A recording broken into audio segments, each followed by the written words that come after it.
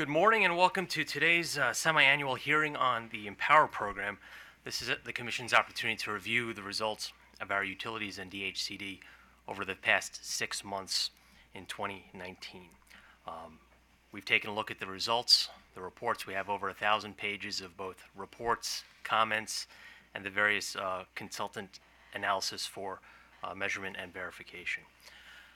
I'm proud to see the results by Pepco as well ahead of schedule for this year, and Washington Gas Light has done well compared to last year. So there's a ways to go for Washington Gas, but we're still ahead of schedule. I'd like to recognize that Maryland has moved up in the national rankings to 7th place, 7th out of 50 states in terms of most improved for energy efficiency, and a lot of that is due to our Empower programs. So this is an important hearing, and I'm looking forward to today's events. Today's panel has representatives from the utilities, from other advocate and industry panels, and from a number of program administrators and state agencies. We will hear from them. Just as we are efficient with our electricity and natural gas, we're going to be efficient with our time today. As you're aware of the agenda, some panelists only have 7.5 minutes to present. So we will begin today with staff and Itron, followed at the 10:30 hour by OPC and its consultant, along with the Maryland Energy Administration. We'll plan for lunch today of about an hour and a half, and that's because the Commission has another hearing that will be taking place at 2 p.m., and we hope to get back on schedule at 2:30 this afternoon. So I will begin by calling Commission Staff Counsel to begin their presentation. Mr. Hurley. Good morning, Mr. Chairman and Commissioners. Dan Hurley on behalf of staff. With me this morning is Joe Loper from Itron, the Commissioner's independent evaluation consultant. Mr. Loper. So I have a slide presentation, and we'll try to go through these pretty quick. It's a very summary information. Give the Commission time to answer any questions. The first slide is the overall results for the Q1, Q2 2019 measures for the electric utility programs. They were the fourth most productive semi-annual period in terms of megawatt energy savings, and about the fifth highest in megawatt savings. Interesting with the megawatt savings is this is the first half of the year, and megawatt savings usually kick up in the second half due to the activation of demand response programs in the second, well actually really in the third quarter of the year. Next slide is the progress towards the 2% goal for the utilities. As you can see in this slide, all the utilities are on progress to meet their 2019 goal for energy savings for this year. This slide represents the savings by sector, so each of these bars represents residential sector, the C&I sector, demand response, and other sectors. As has been usual, we do see, excuse me, sorry about that. As we see, the residential programs do continue to provide most of the energy savings by sector. So these next several slides are just progress reports. Thank you. Or just updates for the first half of the year. Compared to the forecast. Now the forecasts are for the full year, so ideally you want to see kind of a 50% of forecast here as far as meeting progress towards the annual forecast. For the most part, we are on track. It's good to see expenditures are below forecast for some of our utilities, and as the chairman mentioned earlier, Washington Gas has shown improvement from the first half of last year when their results were lacking due to the late start of their programs.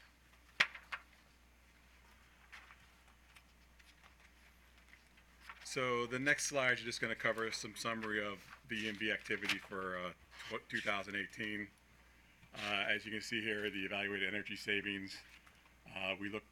So the evaluation process is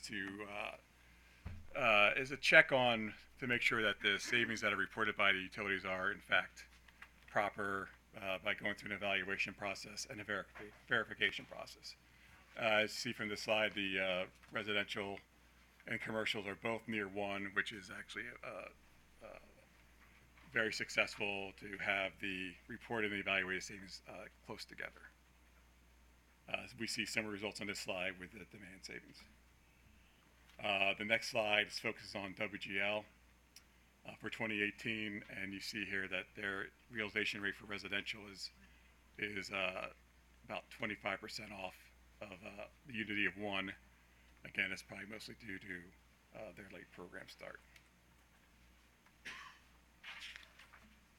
For DHCD, again, the evaluation process is similar to what is undergoing for the electrics and for Washington Gas. And you'll see the residential, the realization rate is a little above 1 for the residential and commercial, and then demand savings are very low on the residential side and near 1 on the commercial side.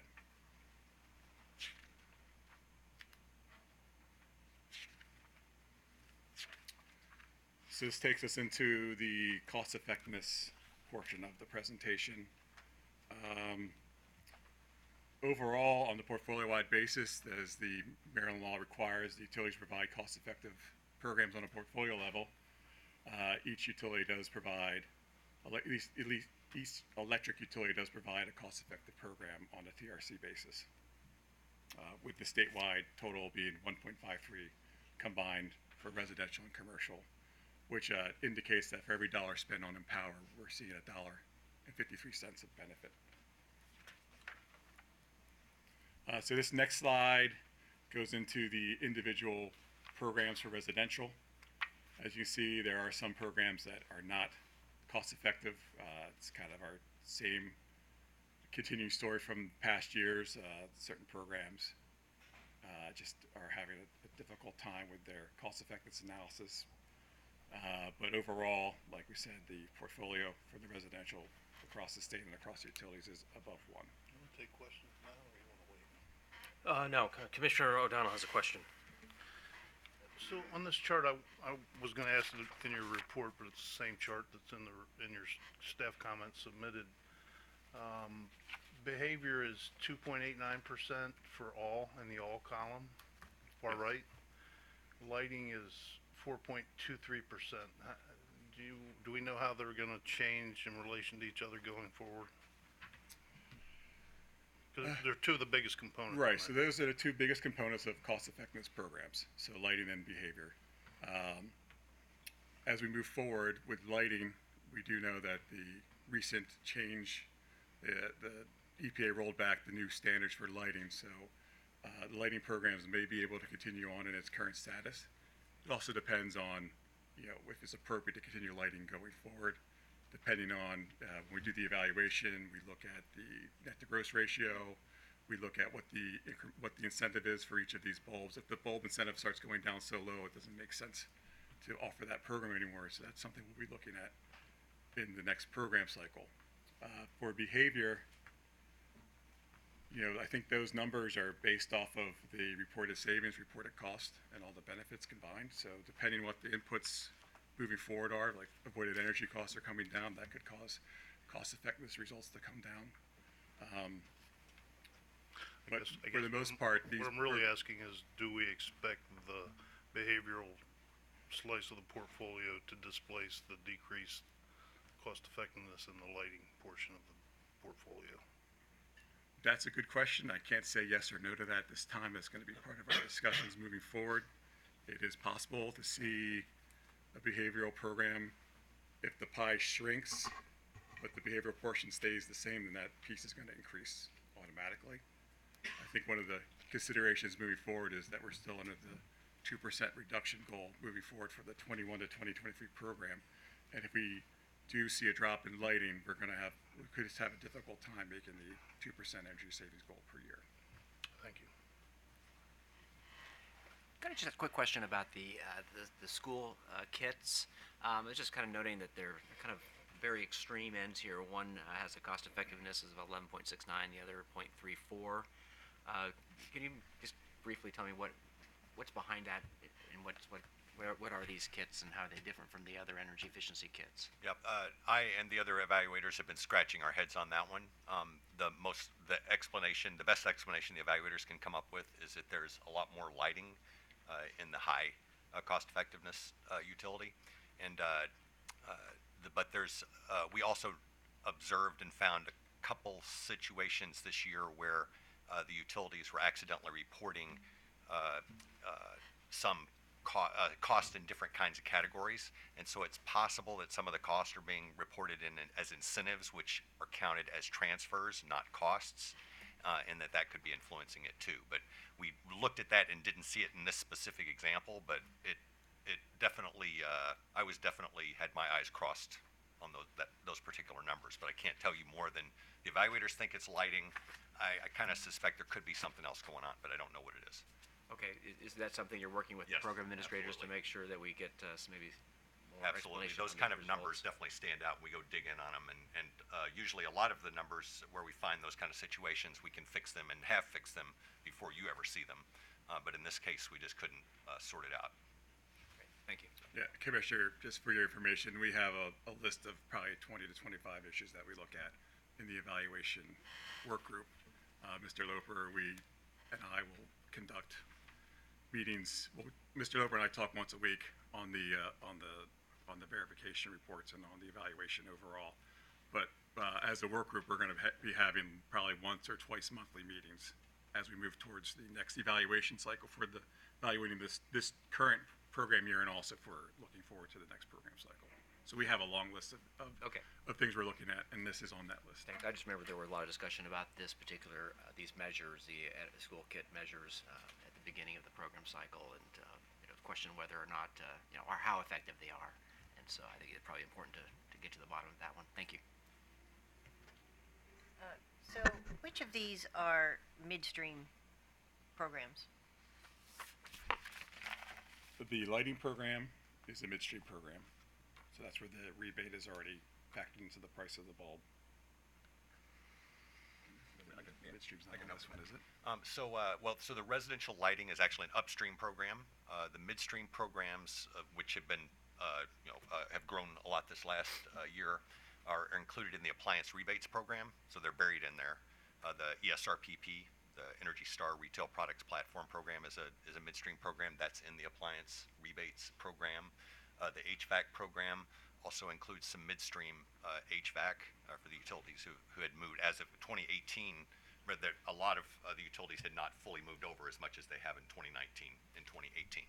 But that's where, for the residential side, that's where you would see the midstream is appliance rebates. The consumer electronics is a midstream, and then there's some HVAC midstream, and I think that's it. Okay, thank you. And we do have more deep granular information on those individual sub-programs that are in the reports. And if y'all wanted more information on those things on cost effectiveness or savings, we can get those numbers to you.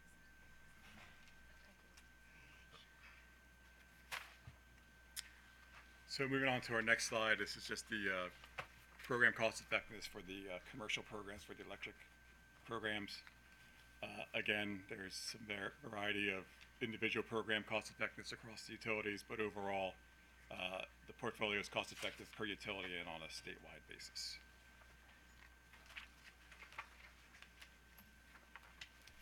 So the next slide is the cost effectiveness for Washington Gas for 2018. I think the primary reason the residential portfolio is not cost effective for 2018 is the fact that they just got off to a late start. They had a lot of startup costs at the beginning of the year and really didn't start seeing savings till November, December of last year. So we're keeping our eye on this for the next evaluation cycle, and we expect those numbers to come up to be more cost effective, including the behavior program as well. Commercial portfolio was cost effective, and then overall combining, they did score a 1 for their cost effectiveness for Washington Gas.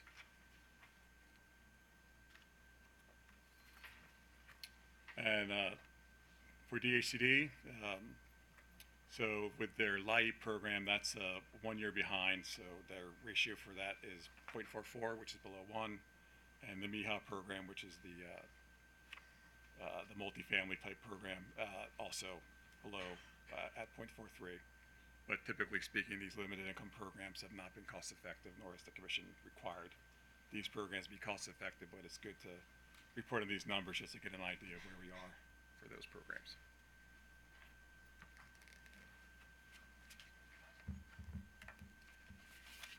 So the last couple slides are going to deal with the utility requests. First program modification is for BGE's Peak Rewards program. BGE is requesting to implement a Bring Your Own Device program for next April.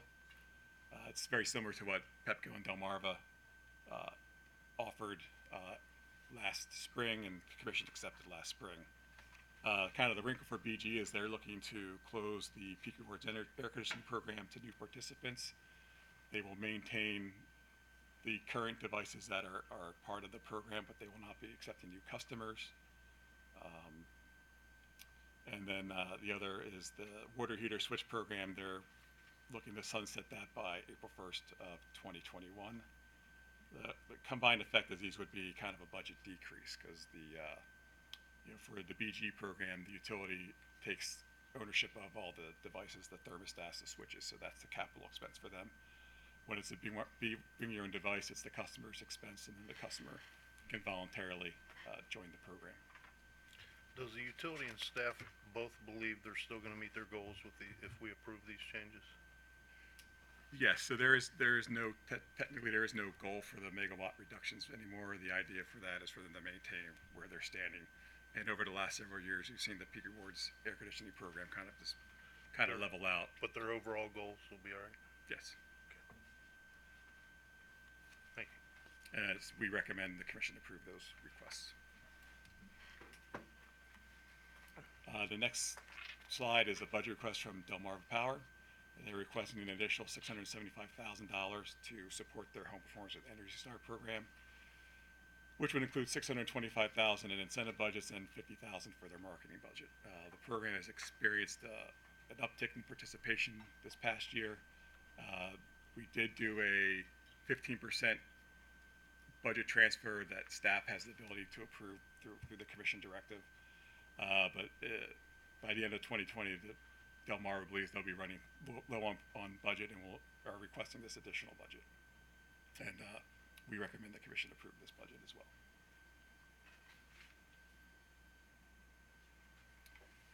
And the final budget request is from SMECO.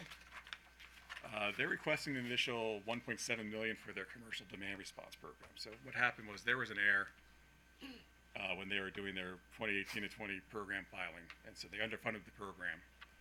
So they're looking for additional about $1.5 million for outside services and about $218,000 in incentive budgets. Impact of that would be an increase in the surcharge of, it's a pretty small impact, 0.00047. It's very small. We recommend approval so that this program can continue to operate moving forward. What are outside services? That's their contractor. So SMECO runs their program through a contractor.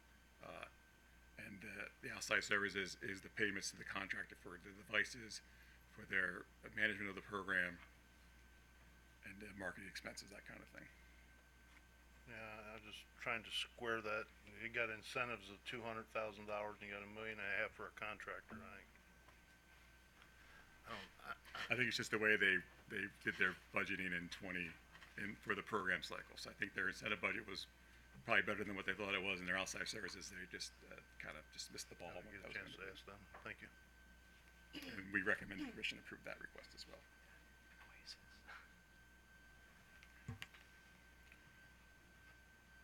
And then finally, the last slide we have this morning is on the commission directives. The commission directed staff to work with the evaluators to develop a budget estimate for evaluating the conservation voltage reduction programs, or CVR programs.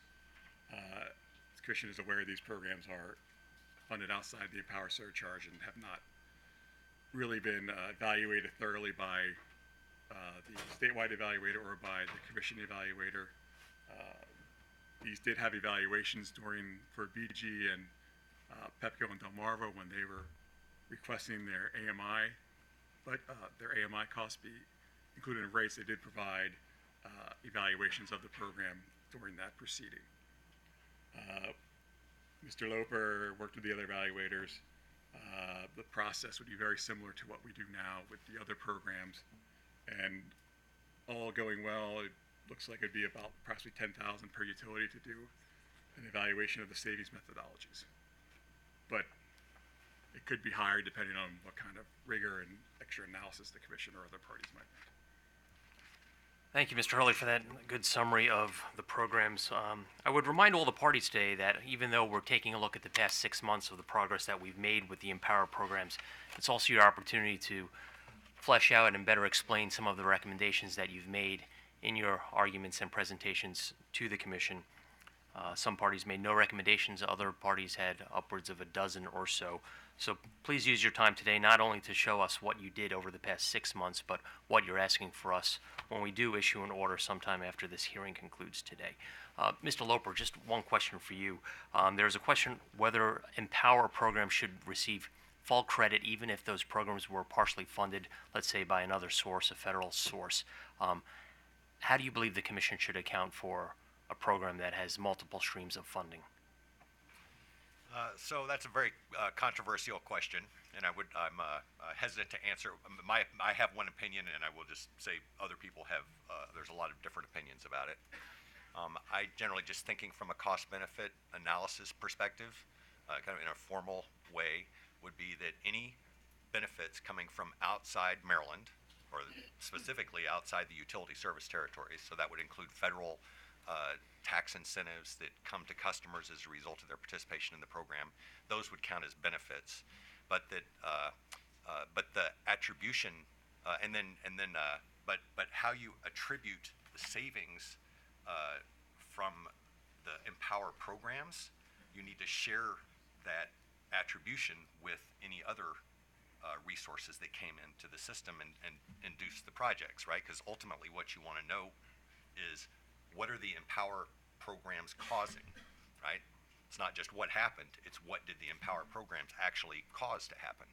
And therefore I would, my personal opinion is that we should try to, adjust the savings to reflect other resources that are coming in and driving the programs. But like I say, I'm maybe an island on that particular subject. There's definitely some disagreement. Thank you. It would seem that proper accounting would properly account for the source and funding of the program and where the credit should lie. It's a long-standing issue, and even at the industry level, when I talk to the leading experts on this topic, everyone disagrees and has different challenges, and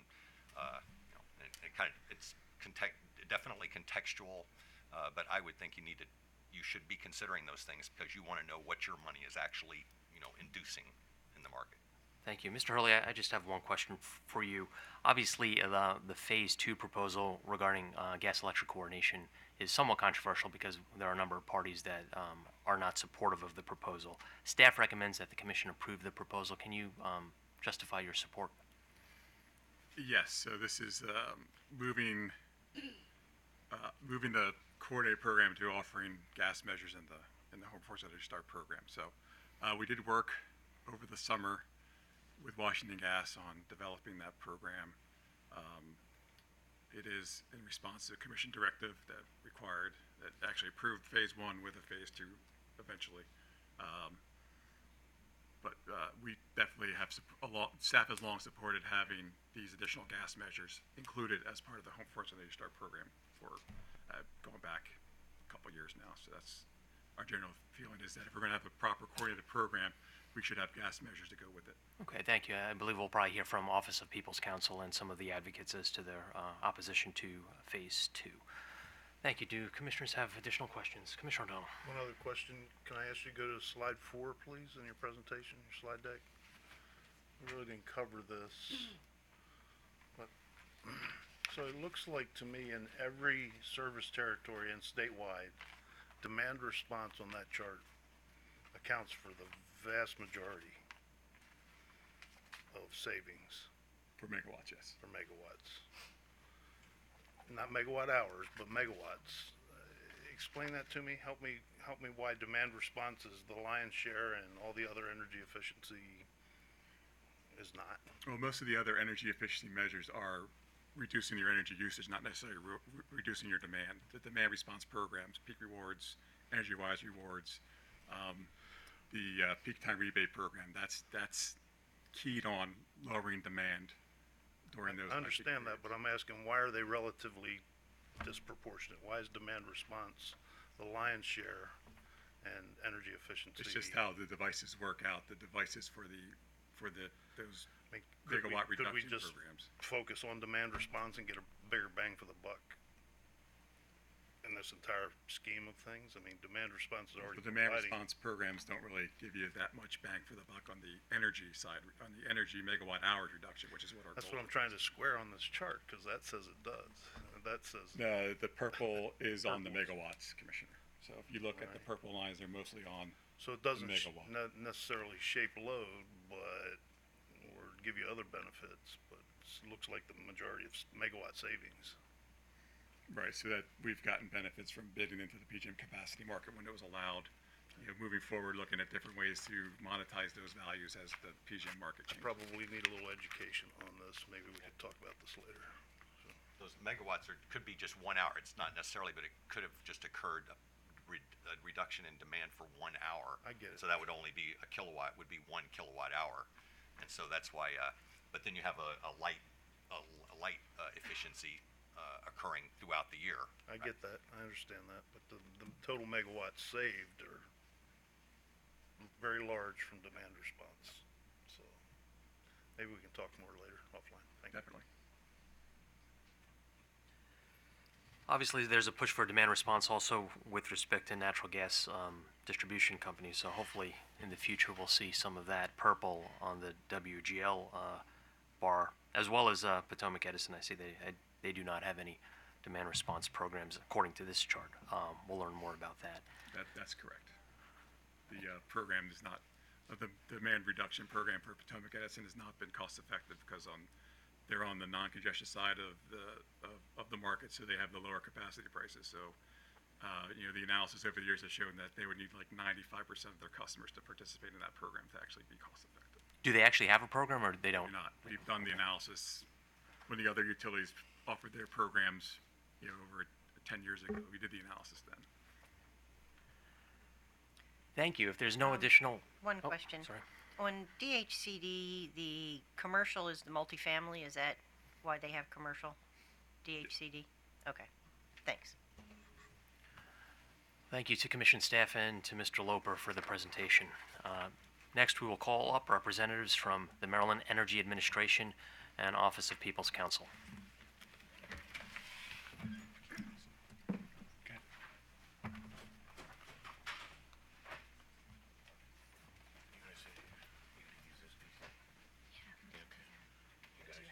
Sent it to me. You just sent it to me.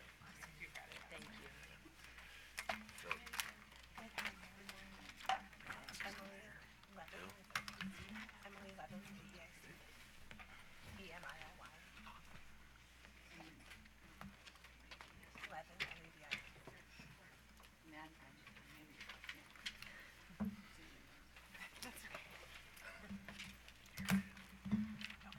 Anna Ryan. This is her.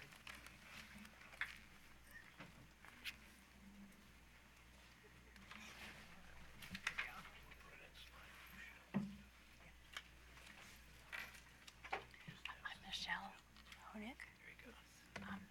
You can speak up. Okay, sorry, I thought I might have a card. It's Michelle, M-I-C-H-E-L-E. H-O-N, like Nancy, I-C-K. I'm in, yeah, I'm in AAG, and this is Kitson, K-Y-T-S-O-N, M-C, M-C-N-N, like Nancy, E-I-L.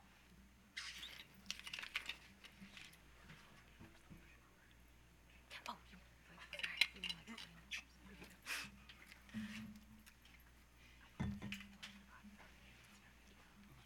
oh, yes.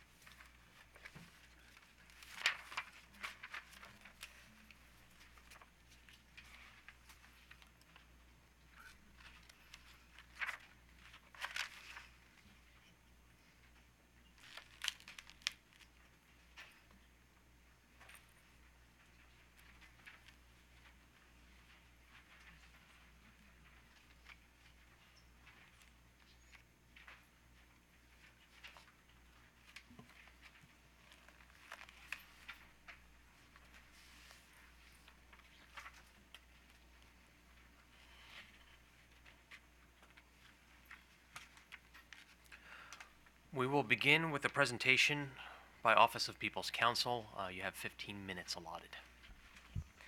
Good morning. I'm Anna Ryan for the Office of People's Counsel, and I have with me Emily Levin from VEIC.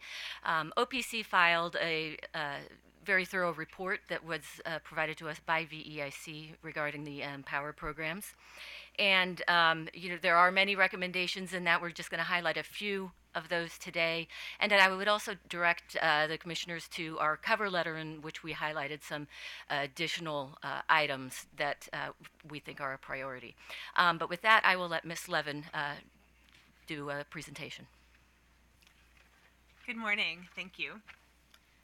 So we like to always begin by highlighting the continued benefits of Empower, that the costs for the residential portfolio are about half the cost of purchased electricity and are providing broad benefits for Maryland, both for program participants and for the system as a whole, and are contributing to the goals of the Maryland Greenhouse Gas Reduction Act. So this has been a very successful program that we continue to support and that provides a good bang for the buck for Marylanders. You've seen a version of this slide before, but we also wanted to highlight that the utilities are generally performing well, and this is great to see. A couple of key observations about this strong performance as we look ahead to the next cycle, and you'll see a theme in our presentation of trying to focus on highlighting recommendations and issues that lay the groundwork for the next cycle. You can see here that all the utilities are exceeding their forecasts, and that most of them, 4 of them, electric utilities, are exceeding the 2% savings goal. And for those of you who weren't here when that goal was set, it was perceived as being very ambitious and hard to reach, and now the utilities are generally really doing quite well and exceeding it quite strongly. And I think it reinforces both the importance of having strong goals and targets, and that the utilities in Maryland are rising to meet the goal. And so that's just an important thing to understand as we look ahead. Within that, there are a couple of areas of underperformance within generally strong performance that we would just flag and have you perhaps talk to those parties as they present. The midstream HVAC program continues to be somewhat challenged. That will likely come up with other presentations and in the work group session this afternoon. We also noted that Delmarva Power has a relatively higher cost per megawatt hour across many programs, and we don't completely understand the reasons for this, although noting that their service territory is more rural and more spread out, but that was just a bit of a theme that we wanted to flag for perhaps further attention. So moving ahead to our recommendations, we would urge the Commission to set limited income goals now to support the next cycle, 2021 through 23 planning. We've now been discussing this and recommending this goal for 3 or 4 years, and as I'm sure others will note, the work group was unable to reach a consensus on a limited income goal, but OPC and VEIC continue to see this as a very important first step in driving more equitable service to Marylanders. OPC commissioned a really excellent study by Apprise on the low-income market, which we can make available to you if you haven't already seen it. And 21% of Maryland residents qualify for low-income programming, but only 2 to 4% of the residential savings are currently coming from low-income households, limited-income households. And the DHCD programs have been experiencing a range of challenges, and we've been very supportive of DHCD, and we have seen signs of progress, and yet the programs overall are still falling quite short of savings goals. And so it seems that there's a need for some attention, perhaps some new strategies to overcome barriers in this market, and just an overall increase in the level of attention to ensure that limited income households are receiving the benefit that they should from Empower programs. So we would encourage you at this time to go ahead and set that goal, since the work group hasn't been able to reach that resolution on its own. Does DHCD support that goal? Do you want to answer? I am not sure at this point in time. I think DHCD would be the better party to ask that. Yeah, we have understood DHCD's comments, which are in the work group report, to indicate that they would prefer to be directed what the goal is, and then they can find ways to meet it. But again, please ask Can I them. just ask a question? This has been an issue for a number of these sessions that I've sat through. Can you give me what are the top 3 or 4 issues that are preventing the work group from coming up with a consensus agreement on this issue? I mean, why aren't we able to come up with actually something that we can direct? It's a consensus item. Sure. I think there are a number of issues, including, attributing, savings to low income, costs, just a variety of different concerns of how to, even to define the goals. And I think, we can talk a little bit more about that in the work group session. But there are really a number of issues that have been discussed within that work group. I believe another barrier has been different parties have proposed different types of research that could be done to compare the the limited income portfolio in Maryland to other states and other types of best practices, different definitions of equity, and various parties haven't necessarily had the capacity to do that research. So we've identified potential research that could be done, but it hasn't actually been done, and so there continues to be a lack of data. But at this point, we feel that without the commission taking a stronger stand, the work group may not be able to overcome those issues. Okay. So- So is it about really trying to reach a certain potential, I guess, put it that way, it's been estimated, or is it about trying to get more of these programs directed to low income? What's the overall objective in trying to set this It's both. goal? It's both. I would say that it's both that the current programs are by various measures not equitably serving the limited income population, both in terms of savings and overall participation as far as the data that we've seen. And it appears that the program strategies currently in use might benefit from some innovation and new thinking, since this is a very challenging market to serve. There are health and safety barriers, other sorts of barriers, different types of requirements, a lot of coordination. But there are examples and cases in other regions where there are very comprehensive, successful limited income portfolios that are overcoming these barriers. So part of it too is to infuse a little bit more energy into the program overall. Okay. And just setting these goals, the 1% electric and 0.5, you think would be a driver in achieving that? Right, and that's still short of, by the standard of percentage of savings, it would be a 10x increase would be needed, and the goal that we're recommending is only a 4 to 5x increase. So it's still not, the goal arguably could be set even more ambitiously than what we've recommended here, but this seems like a good place to start. Okay, thank you. And just to flag that we do continue to recommend a 0.5% natural gas savings goal for generally the same reason that it's always helpful to have a goal providing direction and ambition to the programs. So whose goal is it?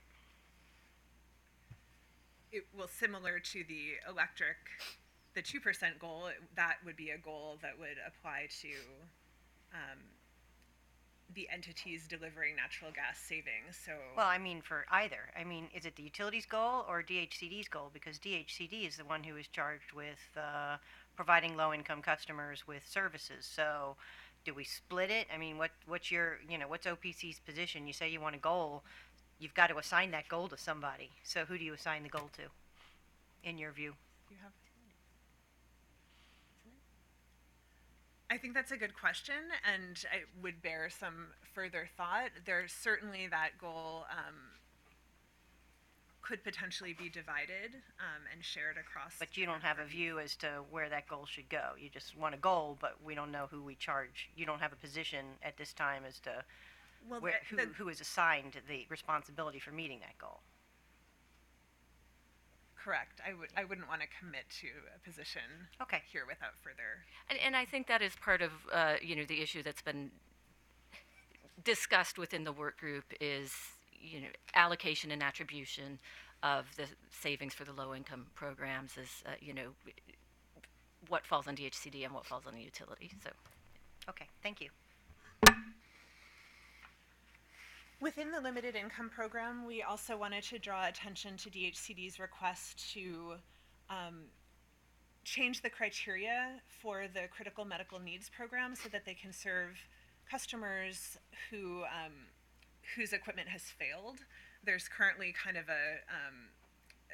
just a requirement that's coming into effect, consistent with other Empower programs, that DHCD can't replace appliances when they've already failed, which sort of goes against the purpose of the program and makes it harder for people with critical medical needs to actually benefit from the program, and benefit from Empower funds, which should be able to be used for this. So this is a fairly time-sensitive issue that we would encourage you to remedy.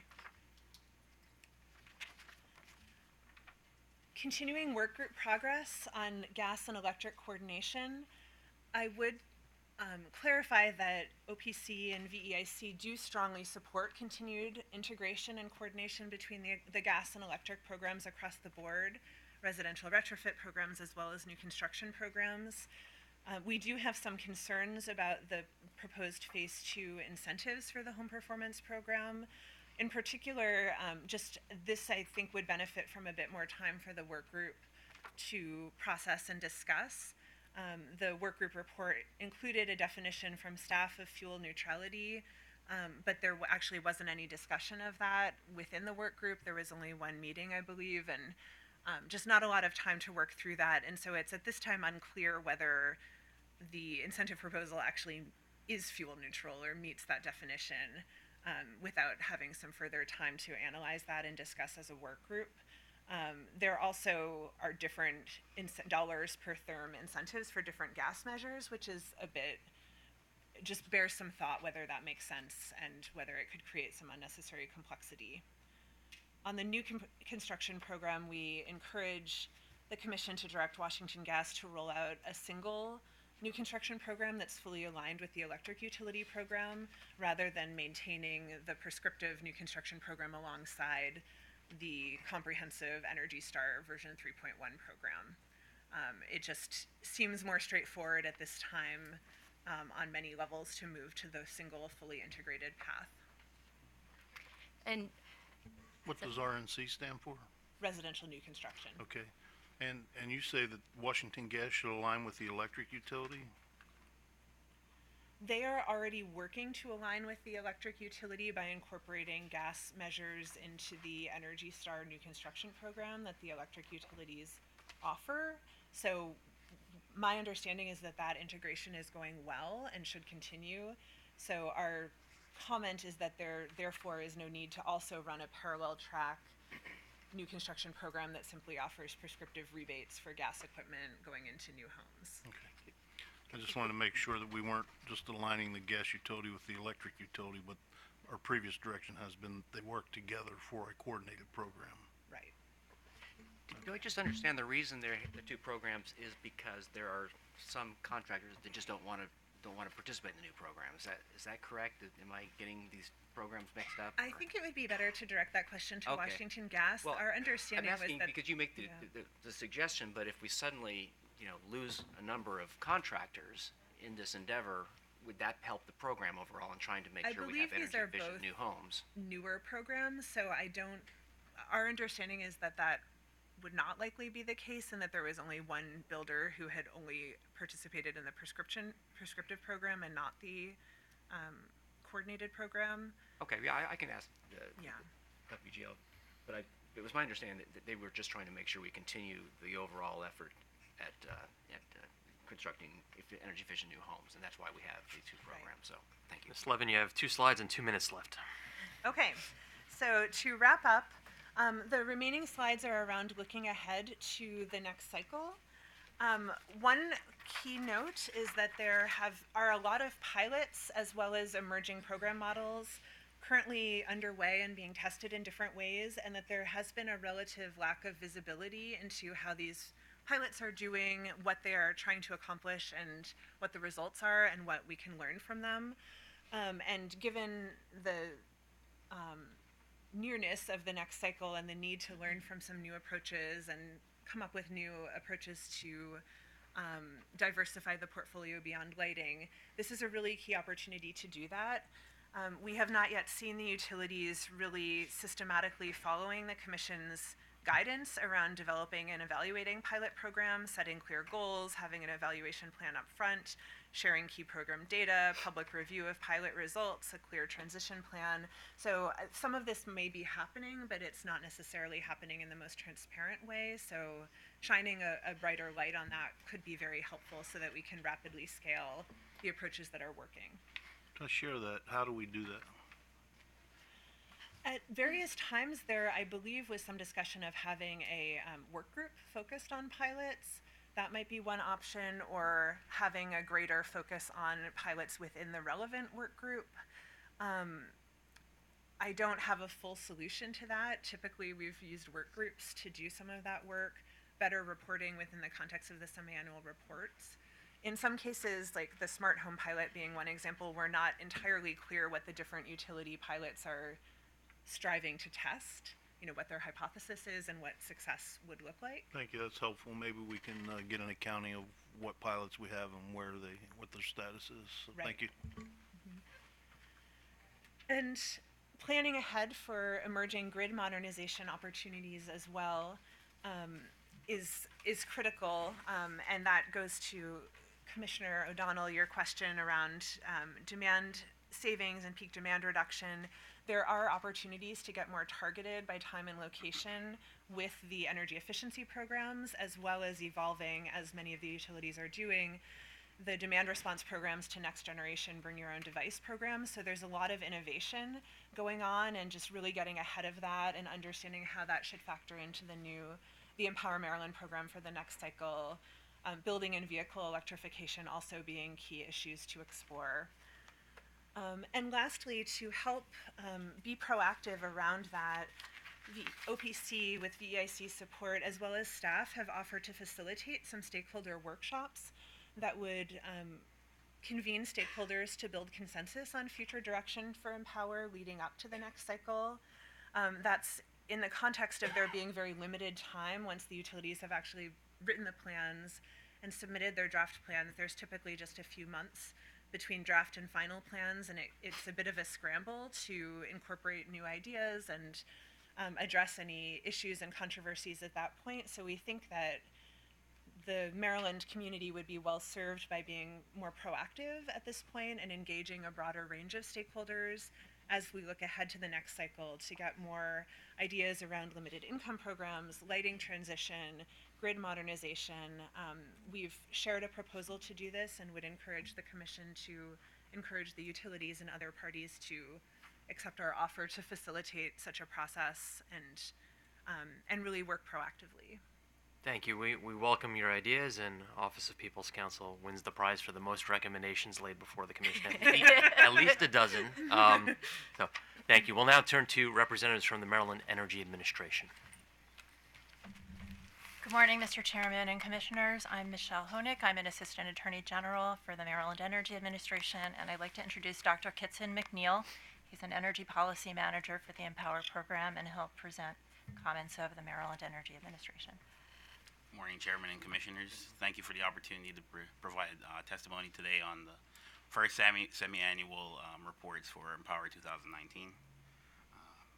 I've written comments, which I'll read at this time, and then I'll answer any questions you may have.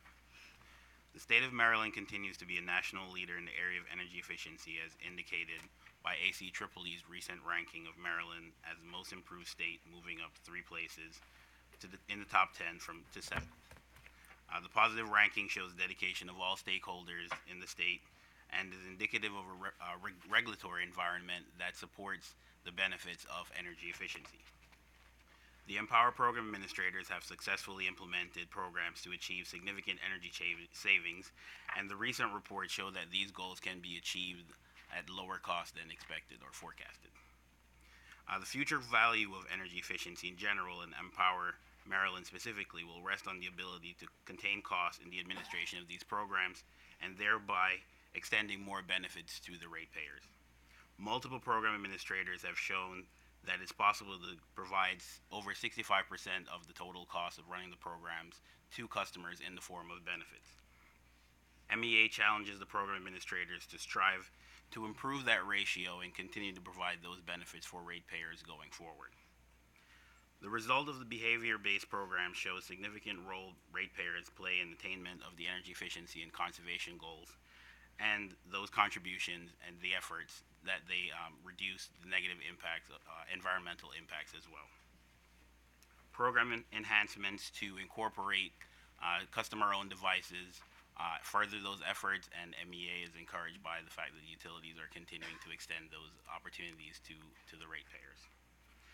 As we seek to align the benefits of desired customer behavior, provide incentives, and explore the future role of energy efficiency in the Maryland market, it is important that we determine the appropriate value and develop incentive mechanisms to encourage customer participation that will facilitate energy savings and also simultaneously achieve system reliability.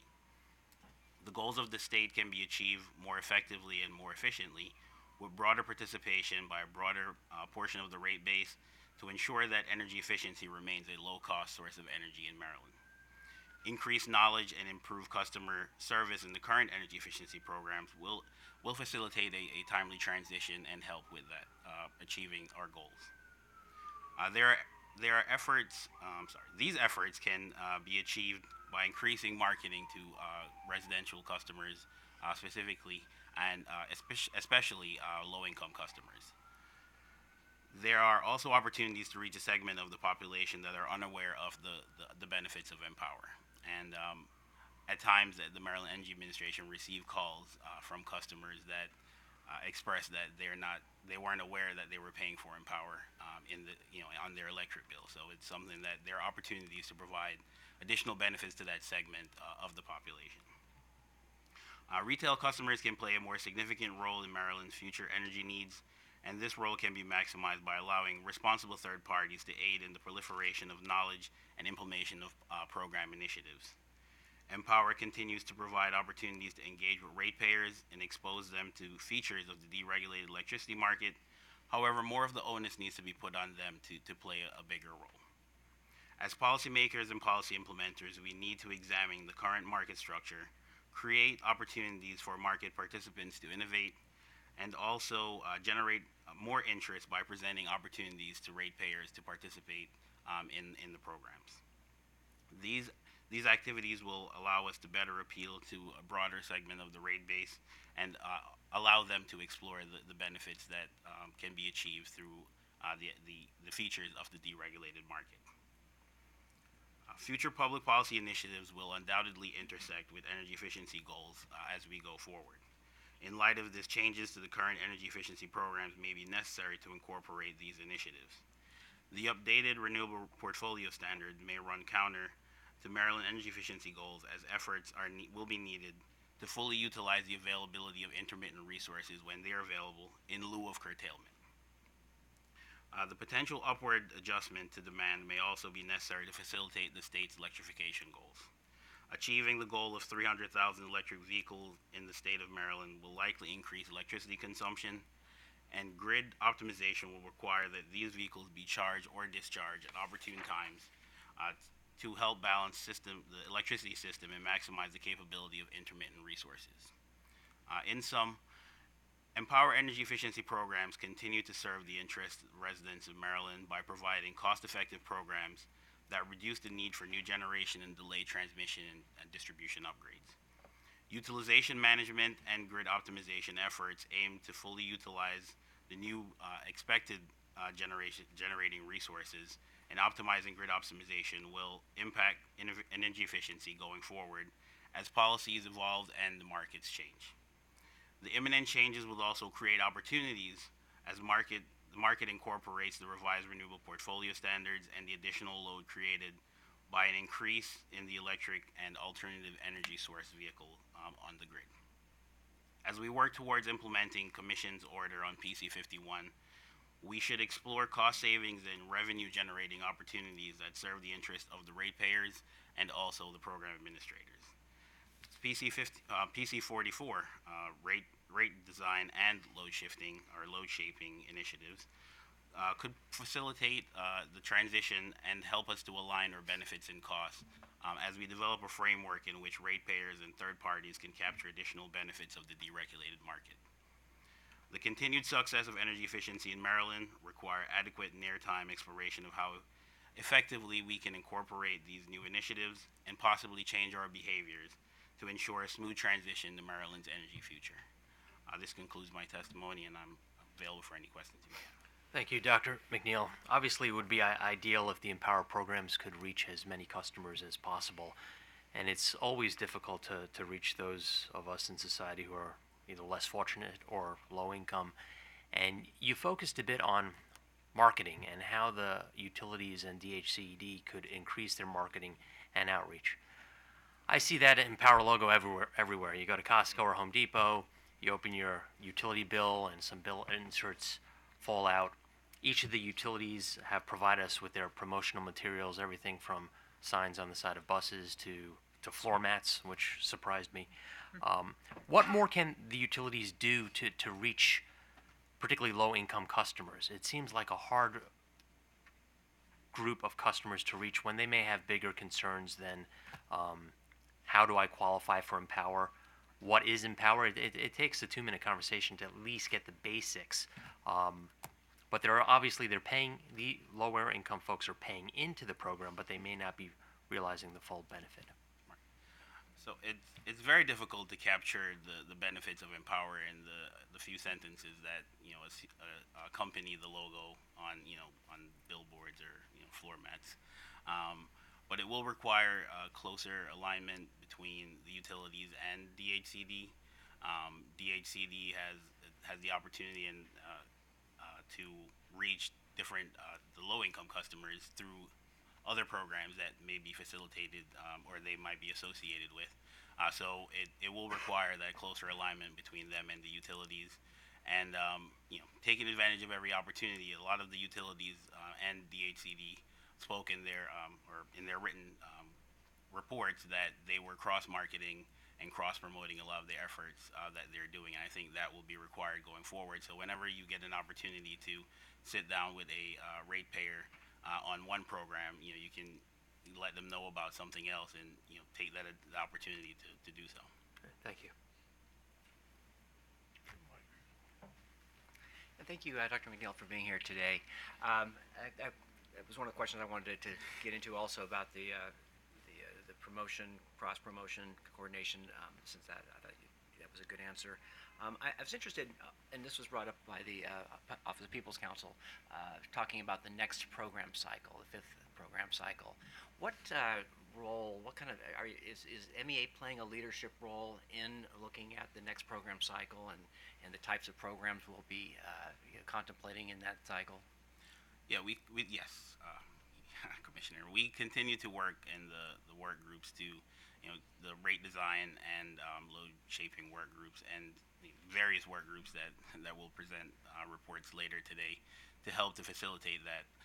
In addition, MEA provides assistance to specifically low-income customers as well through the programs offered, not Empower programs, but MEA programs that facilitate with some of the energy efficiency goals of the state as well. So we're kind of working on, I guess, both sides of the equation. We're helping with Empower through some of the filings that recommendations that we make to the commission, work groups, and also trying to run our programs as well to help achieve the state's goals. Okay, that's good to hear, because we are right in the middle of this program cycle, so it's not too soon to start thinking about the next program cycle. Since just a year from now, we'll be looking at I guess the recommendations for that cycle. And so I would encourage you to get with the Office of People's Counsel and perhaps maybe coordinate on that idea of getting together and maybe providing some leadership overall and how that's going to look. I was also interested in some of your comments in your testimony on page 24 about recovering O&M costs outside of the surcharge. And I was just wondering, beyond that type of a recommendation, have you also been, as the State Energy Office, looking at this idea, this concept of, ways of recovering costs, funding the cost of Empower, and also looking at the returns to the program administrators? Yes, that we have.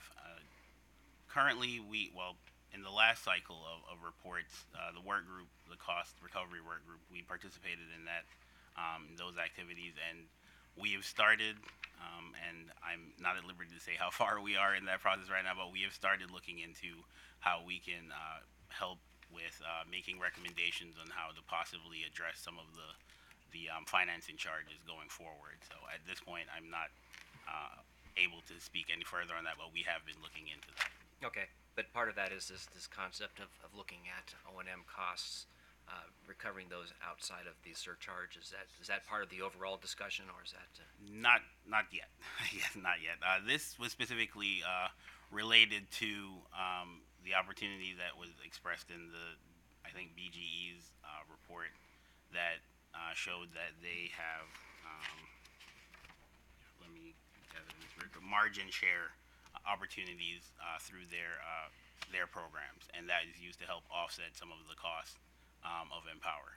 So if there are other opportunities like that exist in, similar to that for other utilities to participate in and to give some of those benefits back to customers, we would definitely support that. But in the evaluation that we plan on doing for the cost recovery, it is something that will be examined as well.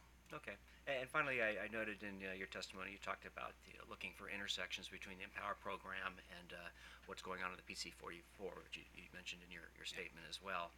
And I think you touched on it, but I would encourage you also to consider maybe the intersections between Empower and PC51 and the looking at the performance-based rates and how that also might be an important state policy to consider when we're looking at the Empower program in the future. So I don't know if you've given that any thought at this point, but I think it's probably worth MEA again taking a leadership role.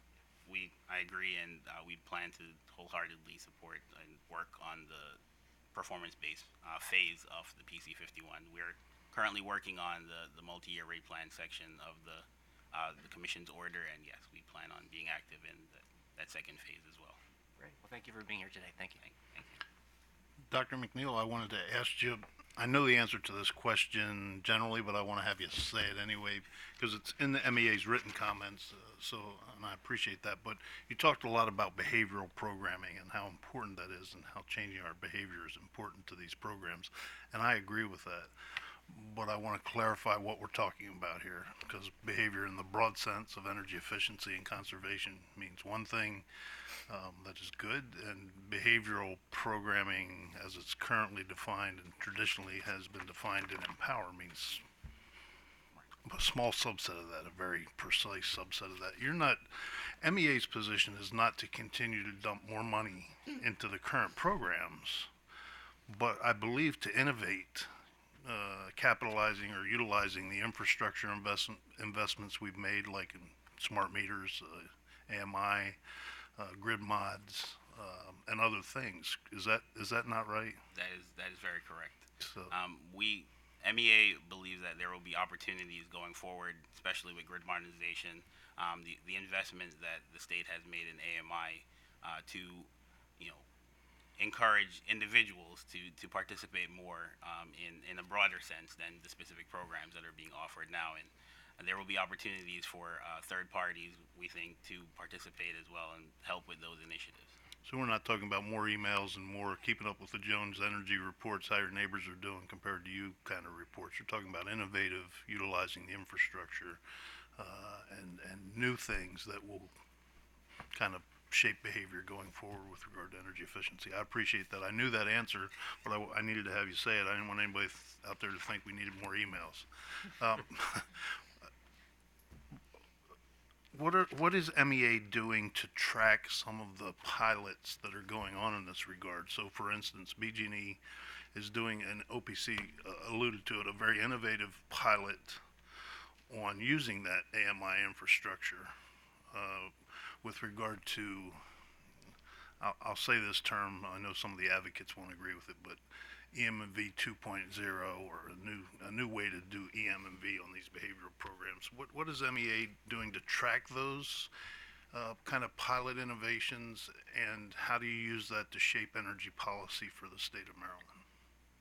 So we currently, we review what's going on at the activities in other states and helps to shape our recommendations or our writing that we provide to the commission. As far as currently in the state, we participate in the work group and the evaluation process, and we make recommendations. I'm at this time relatively new to the MEA, so I have not been heavily involved, but I know in the past we have been involved in that process, and we continue to work closely with the Public Service Commission staff to ensure that we're receiving the benefits for the ratepayers. I would encourage MEA to at least connect with BG&E on that particular pilot regarding enhanced EMV, and see if there's a way to kind of track that with the utility, because I think it's an important subset of work going on in this area. Thank you.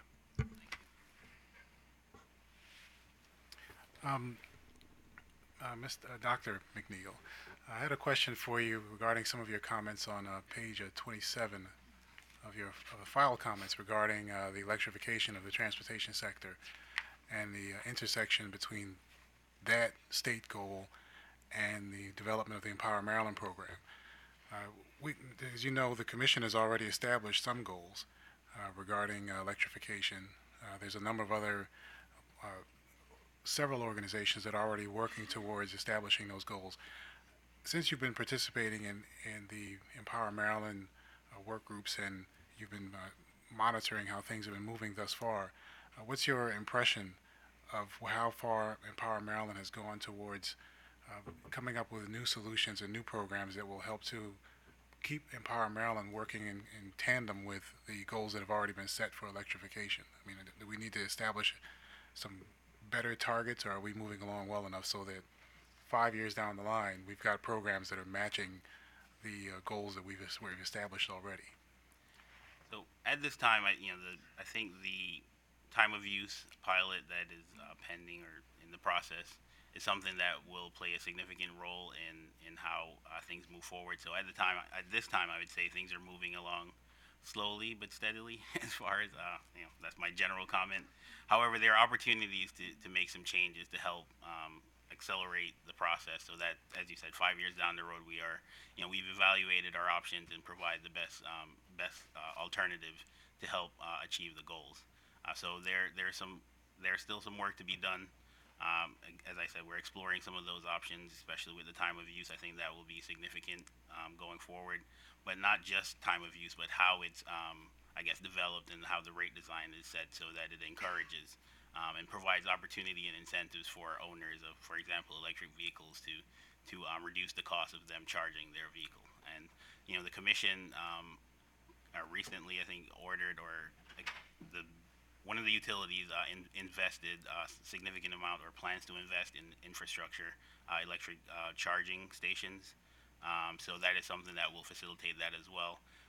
As we go along, we will probably need more of that and more of it in strategic locations to help push us forward as well. So, we're attacking it on several fronts right now, and it's moving slowly and steadily. But to get to the goal in 5 years, or as you mentioned, it will require some more effort and further evaluation in the near term to achieve those goals. Okay. All right. I think it's important that we keep all of these programs working along in the same path, because they all have the same general goals in a broad sense, and so it wouldn't be a good idea for us to have one initiative moving very well and then another one just catching up, falling behind, basically. So. Agreed. Thank you. Thank you. It will require a lot of coordination on all the fronts. Right. Great. Thank you for the representatives from MEA to participate today. At this time, we'll call up our next panel with representatives from the Heating and Air Conditioning Contractors of Maryland and the Association of Air Conditioning Professionals. We'll also call up the Maryland Energy Efficiency Advocates including the Sierra Club and the Natural Resources Defense Council.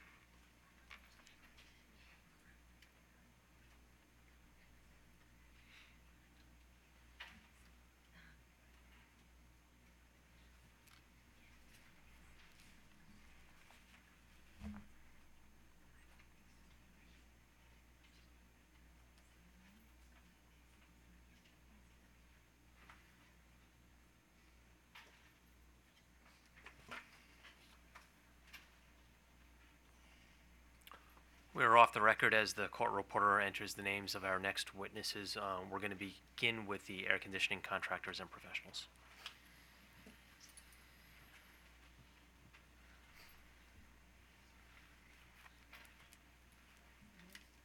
Okay.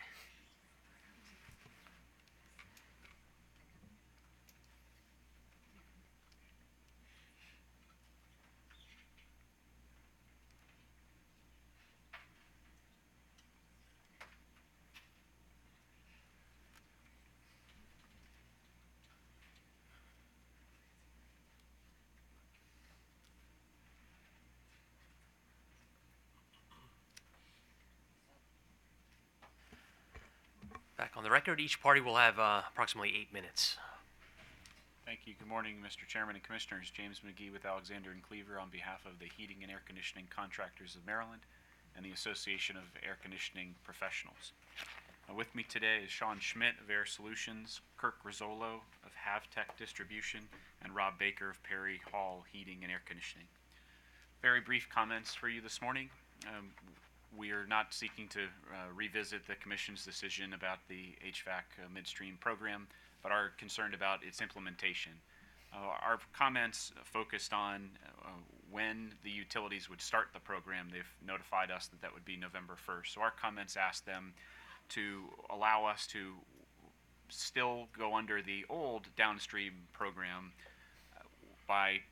if we purchase the unit by October 31st, to give us 30 more days till November 30th to install it, and then another 60 days to actually submit the rebate through the system until January 31st.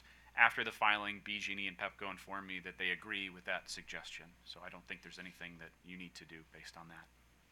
And lastly, we wanted to echo a recommendation by OPC. They recommended that the HVAC program, or the HVAC work group, reconvene and meet. We agree with that. We think there could be improvements to it, and we'll ask staff to reconvene that work group next month. With that, we're here to answer any questions you may have. Thank you, Mr. McGee. We may reclaim your time. You had a relatively simple request, and I'm glad to hear that it's been worked out with the utilities. Do the commissioners have questions? Just very quickly, shouldn't we put that agreement in the order? That way there's no dispute down the road. Depends on how quickly your order comes in, Well, to be honest with you. if we get, if we get an order, maybe we can fit it in there. That would be great. All Thank right, you. thank you. Thank you, Mr. McGee, and thank you for the professionals joining us today. At this time, we will turn to the energy efficiency advocates.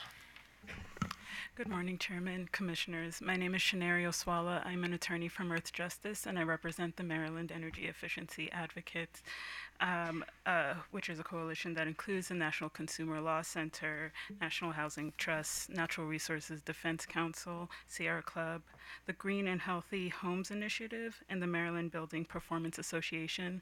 I have Dewan Robinson with me, who will provide a summary of our comments and answer any questions that you may have. Thank you, Mr. Robinson. Thank you, Mr. Chairman, members of the Commission.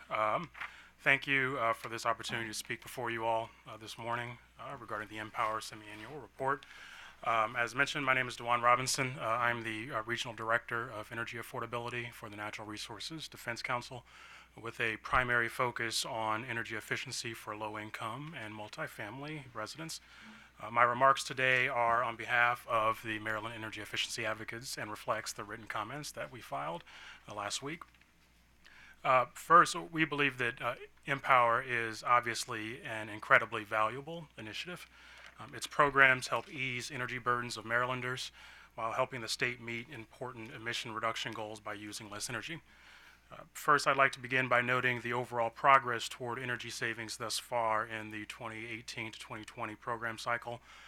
Although DHCD states that they are on track towards meeting its savings targets, as we heard earlier from OPC, similarly, we are concerned with the progress made to date for MIHA, the multifamily program, specifically residential multifamily customers, in comparison to the spending and saving levels that we've seen in the low-income single-family program. According to OPC's report, 41% of Maryland households with incomes at or below 200% of the federal poverty guidelines live in multifamily housing. However, to date, only 10% of the Empower funds were directed towards, and only 14% of the energy savings attributed to MIHA projects. We believe that there is much more potential to reach low-income families and multifamily households. Whether or not DHCD meets its current projections for MIHA in the current program cycle, we would urge the Commission to direct DHCD to increase its projections for MIHA and increase marketing and outreach efforts to the sector. We heard an earlier question from Commissioner about marketing and outreach for this sector. I believe that's a very important question. You'd noted that this is a sector and residents that are very difficult to reach, let alone participate in the programs because of the cost of the programs itself. But particularly some of the outreach materials, we have to be more intentional and creative in reaching this sector. And there are some things that we can do.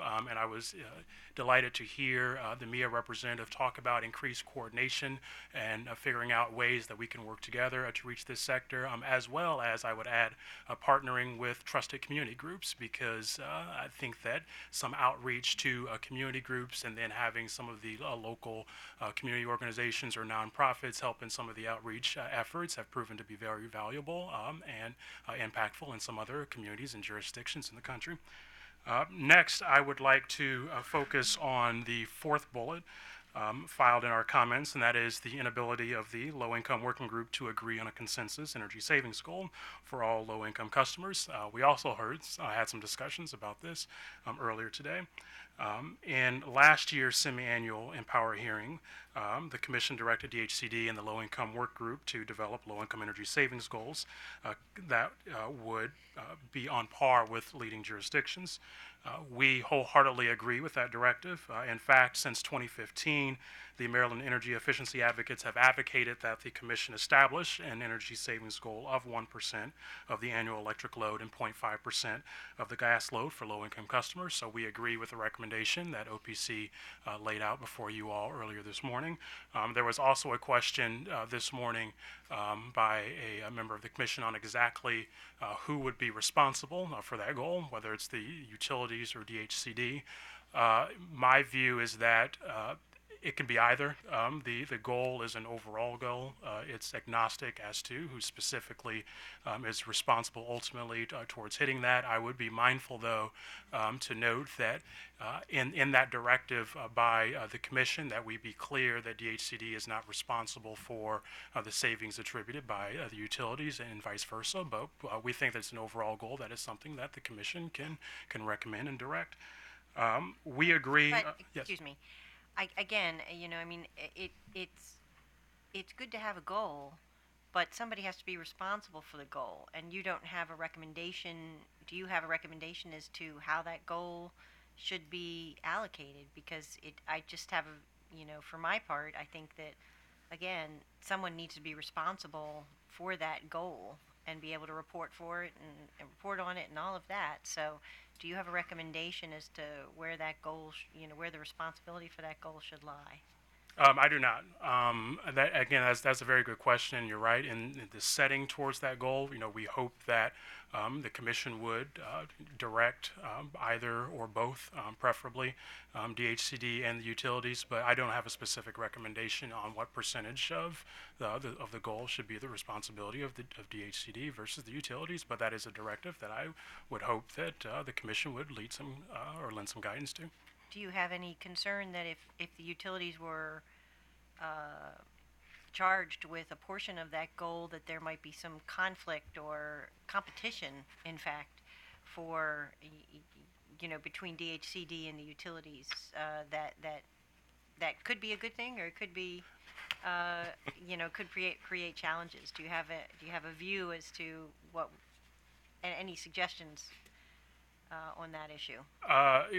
Sometimes friendly competition could be good competition, but specifically no. Although I do want to transition to the low-income working group, because I think that could be a forum where we could hopefully hash out some of these details, if I may.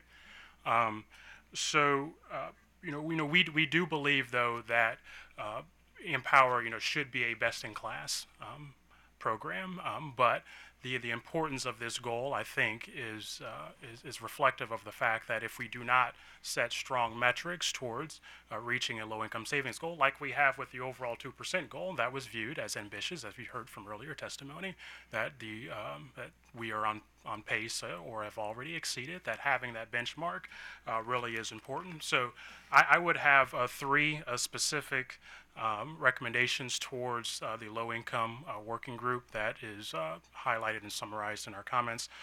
One would be the appointment of an independent facilitator to lead the working group, the low-income working group, towards a consensus of the low-income energy savings goal, and that could be a forum where we hammer out some of these details. The second recommendation would be supporting research for the low-income work group to aid in the setting of the low-income savings goal. And then the third would be clear directives or guiding posts from the Commission that the low-income working group should adhere to towards setting a consensus low-income savings goal. So just some clear goals and directives overarching that the low-income working group would be working towards. We've seen some examples in some other jurisdictions, including the one to our immediate south and some others further west, that have effectively used an independent facilitator in energy efficiency stakeholder groups to drive consensus towards shared principles and outcomes. We believe that a low-income work group could benefit, or that the low-income work group could benefit from this structure. Lastly, switching gears really quickly, somewhat, I'd like to take a few minutes to address Washington Gas's Phase 2 coordination plan that was filed before the Commission at the beginning of this month. Thank you, Mr. Robinson. Two minutes. Yes, thank you. NRDC and Sierra Club filed a letter to the Commission last week because as interested stakeholders in helping the state meet its important climate goals. We don't believe that there was sufficient time in the filing and the comment deadline to fully analyze the plan. Thus, we'd ask the Commission to establish a new schedule that would accommodate thorough review and analysis and discovery requests for all the interested parties. So with that, I would like to reiterate the many positive benefits of Empower that the program continues to offer to Marylanders.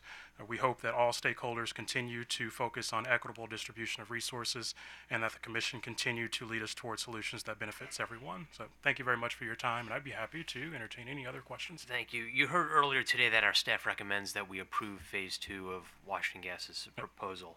Is your opposition strictly procedural? You need 60 more days to provide comment, or do you have substantive concerns with what you've already seen? I think that first we would like some additional time, yes, to provide some comments as well, and then in light of that, we would like to do some analysis to ensure that that the Phase 2 coordination plan lines up with the state's climate goals, and that's just something that we haven't had a chance to dive into quite yet, but it's very important, and we thought that that was important to mention. It was missing. Based on what you've seen, do you believe that the plan is inconsistent with the state's GHG reduction goals? I would have to defer on that at the moment and get back to you in the appropriate time. Okay, thank you. Mr. Robinson, your remarks are very strong regarding the limited income work group and its ineffectiveness. Is there any redeeming quality to the limited income working group right now? Oh, absolutely. Yeah, Mr. Commissioner, I certainly don't want to imply that there is no value in the limited income working group. It's full of good people. I think that we share many common goals. I do believe that there is a lack of resources that may be hindering it, but I have no doubt that it is a good forum. Talking among stakeholders and coordinating is positive. It always leads to positive results. But I do think that there is a slight frustration to date on the inability to come to any consensus on setting a savings goal for low-income customers. Thank you for that clarification. Yeah. Appreciate it. On page 9 of the file comments, you note some of the concerns that you have regarding the ability to reach the OHEP households. You're looking at an 18% low-income participation target. Many of these programs are programs that would require some ability for the homeowner or the customer to control the home. So they own the appliance, they can change the thermostats, etc. So I guess my question is not so much on that, but it's more along the lines of, are these the types of programs that low-income customers can benefit from? I mean, they can't change out appliances if they don't own the property. Yeah, So exactly. That's a good point. So I think that the focus on to increase or to ensure maximum participation is that the programs have to be accessible and affordable.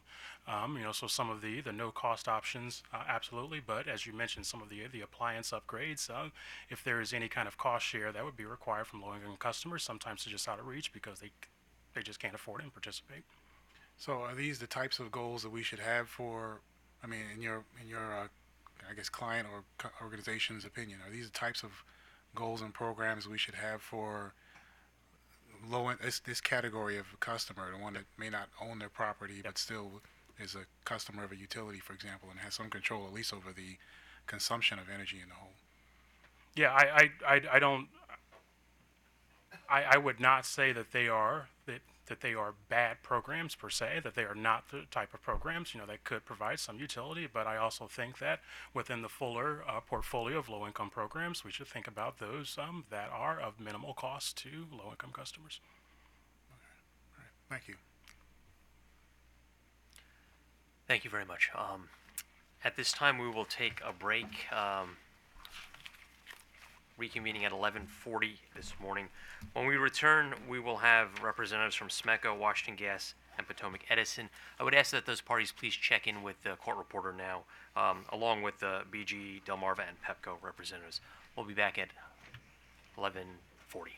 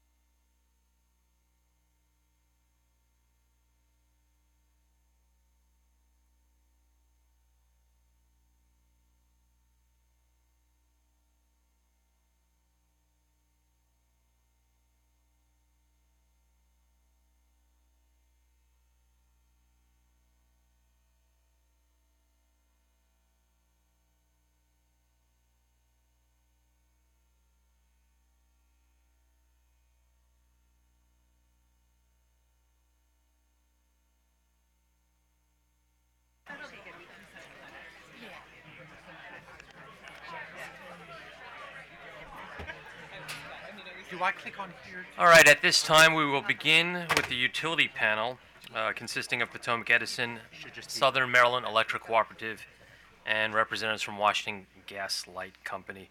We have 45 minutes, concluding at about 12:25 for this panel.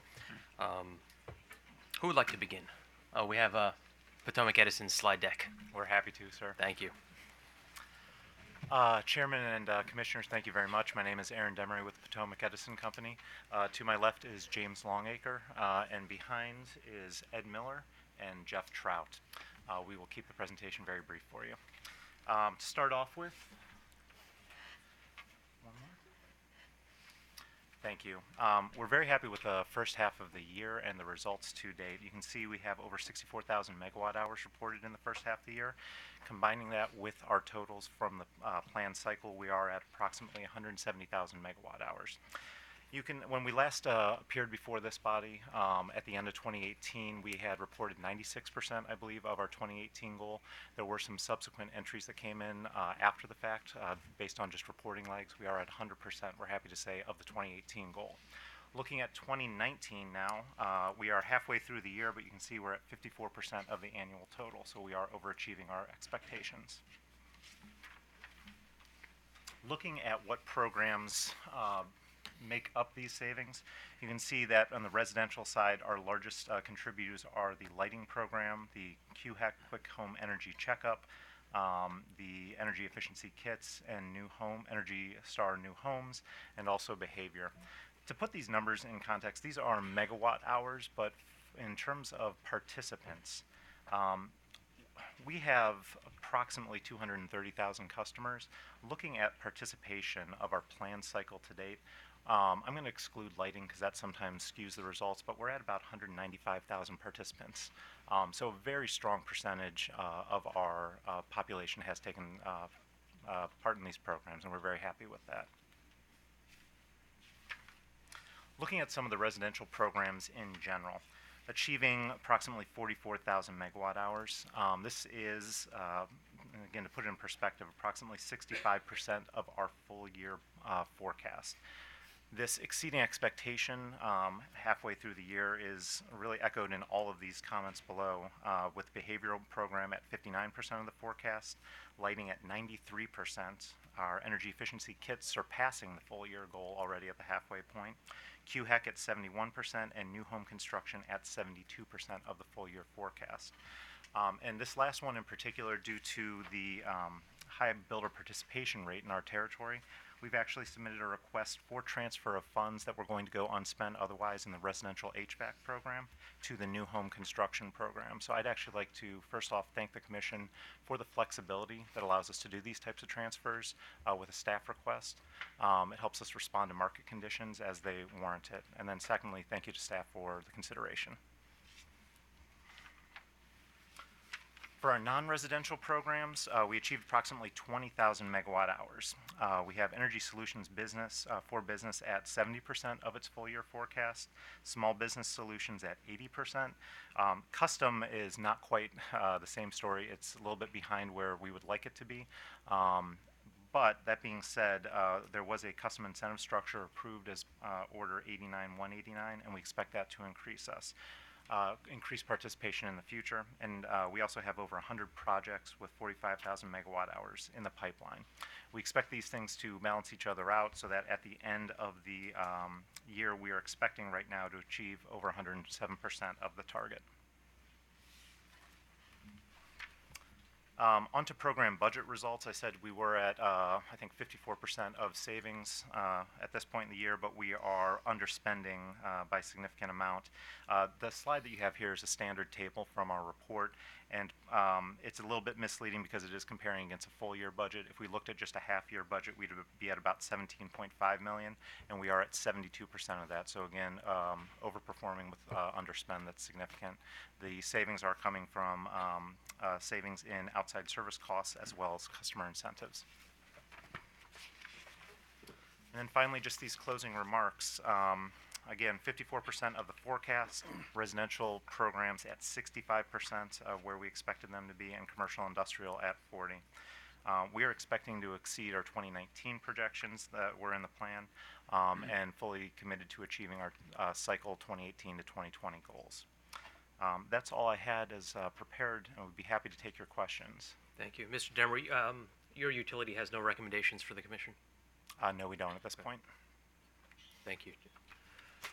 I got a question. Commissioner O'Donnell. Mr. Demery, first of all, it's good to see coordination between an electric utility and a gas utility. We strive for that here. I wanted to ask you, you've achieved 54% of your residential programming thus far, which is good, but I see that 93% of that comes from lighting in the residential, and 59% comes from behavioral. So two-part question, what kind of innovation is PE doing in its behavioral programming, other than print and electronic reports? Or what do you have planned in the future in terms of innovation? Because your lighting percentage that's not sustainable, obviously. What are you gonna do? Just one quick note on that. You had mentioned some of the changes that could be available through AMI. We do not have AMI in our territory, so it is a little bit Why I different. specifically didn't ask you that, but. Yeah, I think absolutely lighting's going to diminish as time goes on.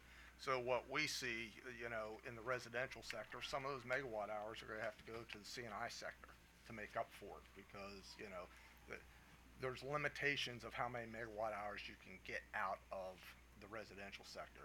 Bulk of it's lighting, but lighting, you have the point of sale, your kits, you have your audits, direct installs, lighting. So just the nature of the programs are very dependent on lighting. So, next phase, we're going to try to increase the areas that we can get further penetration on, but we're also going to look to the C&I sector to help compensate for that. So there are other innovations you can do in the behavioral arena, right? So- Gamifying things and you can do a lot of other innovations without necessarily having AMI. Correct. And so one thing we're working with our partner to kind of revamp the reports. They're going to move a little bit away from the neighbor versus like customers type of thing. The messaging in those reports, we have been and will continue to drive other program messaging in that. And so we are exploring with our partners, what is the future of behavioral. Maybe in the Q3, Q4 reports, we'll hear a little bit more about innovation in the behavioral programming. Absolutely. Good. Thank you. Since I asked staff earlier, I'm just interested, maybe you can comment on your school kit program. And since you were on the other end of the extremes, maybe explain how important that program is to your company, and why it came in such a low cost benefit analysis, and what you intend to do about it. Yeah, once you start to peel back the layers of the onion, it becomes a little more apparent what's happening. Our program is an opt-in program versus an opt-out program. So we basically, the children go back home and their parents have to opt into the program. So right there, you don't get as high a level of participation. We had some reasons why we did that, particularly when it was CFLs in the kits. Concern about kids or children taking kits home on the school bus and that type of thing. We're moving away from that going forward because LEDs don't present that type of a problem. Plus, we provide a performance at the schools. We actually have actors go out to the schools and do a performance on energy efficiency, in school assemblies and that. I believe the other program does not do that. I think they provide, and they can speak to that, but my understanding, they buy, some curriculum to the teachers, but they do not actually go into the schools. And so those differences drive cost, and so we have mailing cost to each individual participants, and theirs is an opt-out program, I do believe. Okay, well, thank you. But there are reasons. If I could add one other thing to that, Commissioner. The Commission did have an order, it was 88-514 back in December of 2017 that actually gave us a directive to change how our kit program, or our school kit program, the contents of it, to avoid any potential duplication with our other energy efficiency kit program. So because of that, we did have to redesign the types of measures that could go in the kit, and it doesn't provide the same savings as we were anticipating. So because of that, the costs are still there to deliver the programs, as Mr. Longacre said, but the savings, because of the redesign, aren't there. Okay. Would you see the potential for it being a cost-effective program? I think we, when you're looking at it, the education aspect is hard to quantify, so we don't have that. But I think in other jurisdictions we have had it as a cost-effective program. I think if it were redesigned, it's something that we would be looking at in the future for our next plan. And if we did bring that to you, we would be striving to make it cost-effective, yes. Okay, thank you. We'll move to our next utility at this point.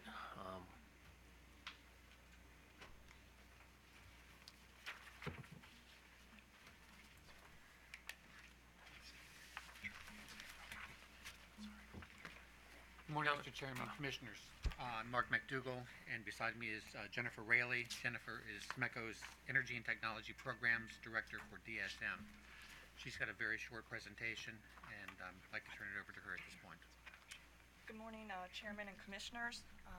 Here to present our Q1, Q2 2019 semi-annual.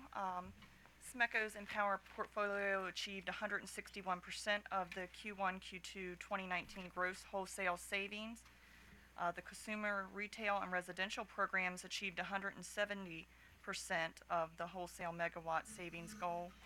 And commercial industrial programs achieved 140% of the gross wholesale megawatt annual savings goal. Again, in 2019, we received the Energy Star Partner of the Year Award, and we also received the SEPA Cooperative of the Year Power Player Award. These are some highlights from Q1, Q2 for us. I'm not going to touch on all of them, but I will touch on a few items. We continued working on making improvements and increasing participation in our thermostat optimization program. Based on the current structure of the program, we have had success with getting participants to opt into the program without having to use the incentive budget. We get the data requests and comments from staff and stakeholders, and we pay close attention to those. We had taken notice of a question and a data request from, I believe it was NRDC, regarding how we engage DHCD Smart Thermostat customers into the Top Saver program, as we call it, the Thermostat Optimization Program. Our response was that we recruit them through two methods, one being that any members who come through the EE programs, we send them emails, but our primary recruitment is through coordination with the thermostat manufacturers with emails and notifications. So through the normal process, the DHCD Smart Thermostat customers would be recruited through these methods, but the data request sparked us to look at this a little bit more, and we made some changes on how we would recruit members who received a smart thermostat through the DHCD program. Going forward, we're going to be reaching out to them separate from our normal recruitment. We will be offering them an incentive to actually opt into this program. So just to point out that we do take and read through comments and take the suggestions and ideas that come out of the comments and questions that we receive, and we make changes to try to improve the programs. We are also, just to address some of the marketing and ways we're working with DHCD, the food banks that we attend the events at the food banks, we do take marketing material that is supplied to us from DHCD to those events so that we can pass those out and make sure we're reaching those low-income members. We also touch on the DHCD program in our EE kits as another way that we reach out to our low-income members and try to get them involved in the programs. Through the Top Saver program, we also deployed virtual energy audits to members that were in the program this year, and we gathered information from the smart thermostat, from weather data, and we used the 15-minute AMI data to generate these audits and make targeted suggestions based on the data gathered and help the members and guide them to other programs. Ms. Rowley, the audits typically require some payment by the ratepayer? The virtual audits, no. These are emails that go out kind of telling them, you know, this is what we see going on based on all the data we've gathered, and you might benefit from this other program. So it comes at no cost to the customer? Correct. Good, thank you. The next slide is some more highlights, and I'm just going to touch on the smart home pilot that we did launch, My Energy Target campaign, in June of 2019. This campaign challenges the smart home participants to reduce their energy usage by giving them reduction goals. We compared their energy use from a prior time frame and set targeted energy reduction goals, and then challenged the participant to decrease their energy use based on trying to reach that targeted goal for an incentive. We provided tips on ways they could utilize their smart home kit and set that kit up in ways they could achieve that goal using the kit. Once the challenge is ended, we're going to be looking at taking the AMI data and looking at that to compare if they were able to hit those goals. We look forward to discussing results and feedback from the participants in future hearings. And also just our home energy improvement program. We are behind in that program, but just to note, we have seen a 30% savings increase from the Q3, Q4 2018, and I'll touch on the home energy improvement program more in another slide.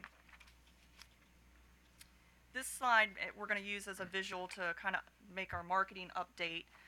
Here at the top left, you see the HVAC stand and tear pads that are displayed for our contractors at each participating distributor location.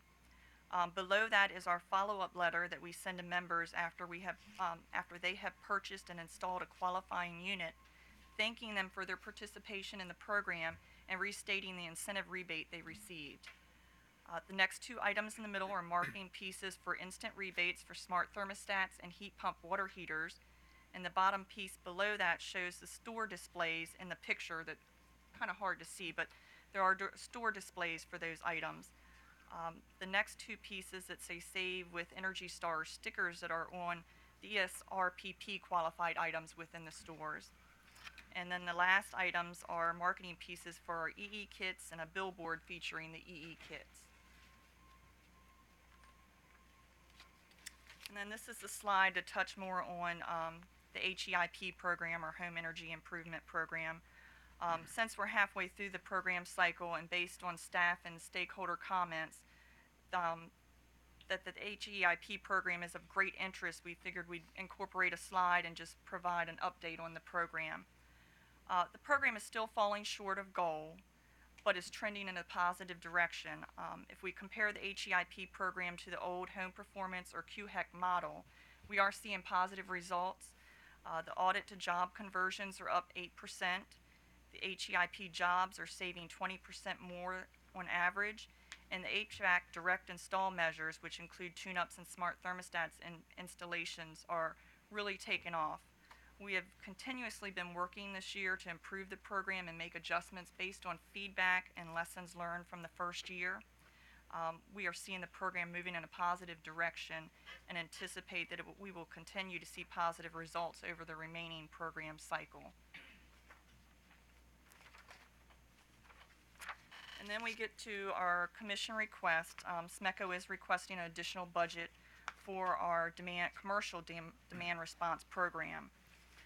We realized that there was an error in the filed budget and see that based on our contract obligations, we will be going over budget for outside services, and that based on past program participation, we could go over in customer incentives also. Just to note, looking at the demand response budgets, I do believe we will come in under budget for the residential side, but due to the rate and surcharge differences for commercial versus residential, we're unable to request movement of funds between the DR programs. And just as a side note, even with the budget increase, we have made changes, made reductions in our contracts and our costs for the DR program. So even with the budget increase that we're asking for, we are under budget from previous years. We've made adjustments to lower that budget from previous years. And then our last slide is just showing. How does that impact your cost effectiveness if we increase the budget? I mean, does that have? It won't affect that, no. Okay. No. I have an additional question about your appliance program with 306% of your first, Q1, Q2 savings. And that, even though it doesn't say it in your comments, that's moving to a midstream, is that right? That's correct. Right, and so you're able to have really good results without, while it appears that what you're doing is you're sort of branding and showing people that it includes a rebate, but not actually giving customers a physical rebate. Is that correct? Correct. Not so much showing that it includes a rebate, but trying to push them to buying the more efficient Energy Star products. So kind of showing that SMECO and Empower Maryland support that particular item, that it's more efficient than the other Energy Star models. Right. And it does the information say that that the price reflects a Empower reduction or anything like that? The price does not necessarily reflect, if we're talking about ESRPP. Right. Doesn't The price necessarily. doesn't necessarily reflect it because Correct, because it's a small amount going to the distributors. distributor. instead. Right. Okay, but it's been successful. You've had It has. good and- success. And that's with why that. we're seeing those numbers is based on that. Okay. Thank you. And then just our final slide is just showing the work groups that we've been participating in, and we look forward to the discussions around the activities and filings of the work group later on this afternoon. Couple questions. Okay. How is CHP going in the SMECO service territory, if at all? It's slow, but we're making progress. We have one currently that we've been working with. We're hoping to see that come in at probably the end of 2020 into 2021. Which part of the service territory is that? That would be Charles County. Charles County? Is it the hospital or? No. No? Okay, interesting. All right, very good. Your budget adjustment request, I asked staff about $200,000 for an incentive increase and $1.5 million for outside services, and they said it's your contractor. Why is that 1.5 for a contractor, $1.5 million for a contractor, and $200,000 for incentives? Well, just based on how the budget was divided, we're under budget on the residential side, but we're going to be over on the commercial side. The incentives aren't impacted as much because we did budget a little bit better on the incentive side. And we may or may not use all of that incentive budget. It just depends on the performance of our commercial DR members. How does that work how do you contract that out? Our contractor basically manages the whole program for us. On the commercial side, when we call events, they reach out to all of our participants and they start shedding load. Okay, so they're demand response services is Yeah. basically what they are. Okay, very good. Now I understand. And I wanted to ask you about a pilot. You said in your written comments, or the company said in its written comments, that you were starting a behavioral disaggregation pilot in 2020. It may be unfair to hit you with this, but could you just kind of remind me what that is and where it's at? What is your behavioral disaggregation pilot? The disaggregation pilot's going to be looking at AMI data. And for us, it'll be the 15-minute data and kind of looking at what might be going on in the member's home causing their usage. So we'll kind of be able to look at that, use that data to kind of. Yeah, I thought, I'm starting to remember it now, so thank you for that. How is that coming along in its development? It is moving along. We are in the process of working on that, and we anticipate meeting all the deadlines and goals that Good. we need to I'm meet. very excited to see the results of that pilot program and learning from that. I think there's a great opportunity there. Yes. All right, good, thank you. I have a question regarding the energy efficiency kits that you mail out. That's direct mail to new customers or existing customers? To new customers that create a new account, we direct mail those out. For our other members, we offer it through multiple different areas. You see the billboard sign. We send out postcards letting them know that they can get their complimentary EE kit. When we're working events, we're letting our members know about it. They can get it, sign up through our online store to receive it. So we send out information to them, and they can elect to have the kit mailed to them. And what are the contents of the kit? It's 6 LED bulbs and a energy efficient shower head, low flow shower head.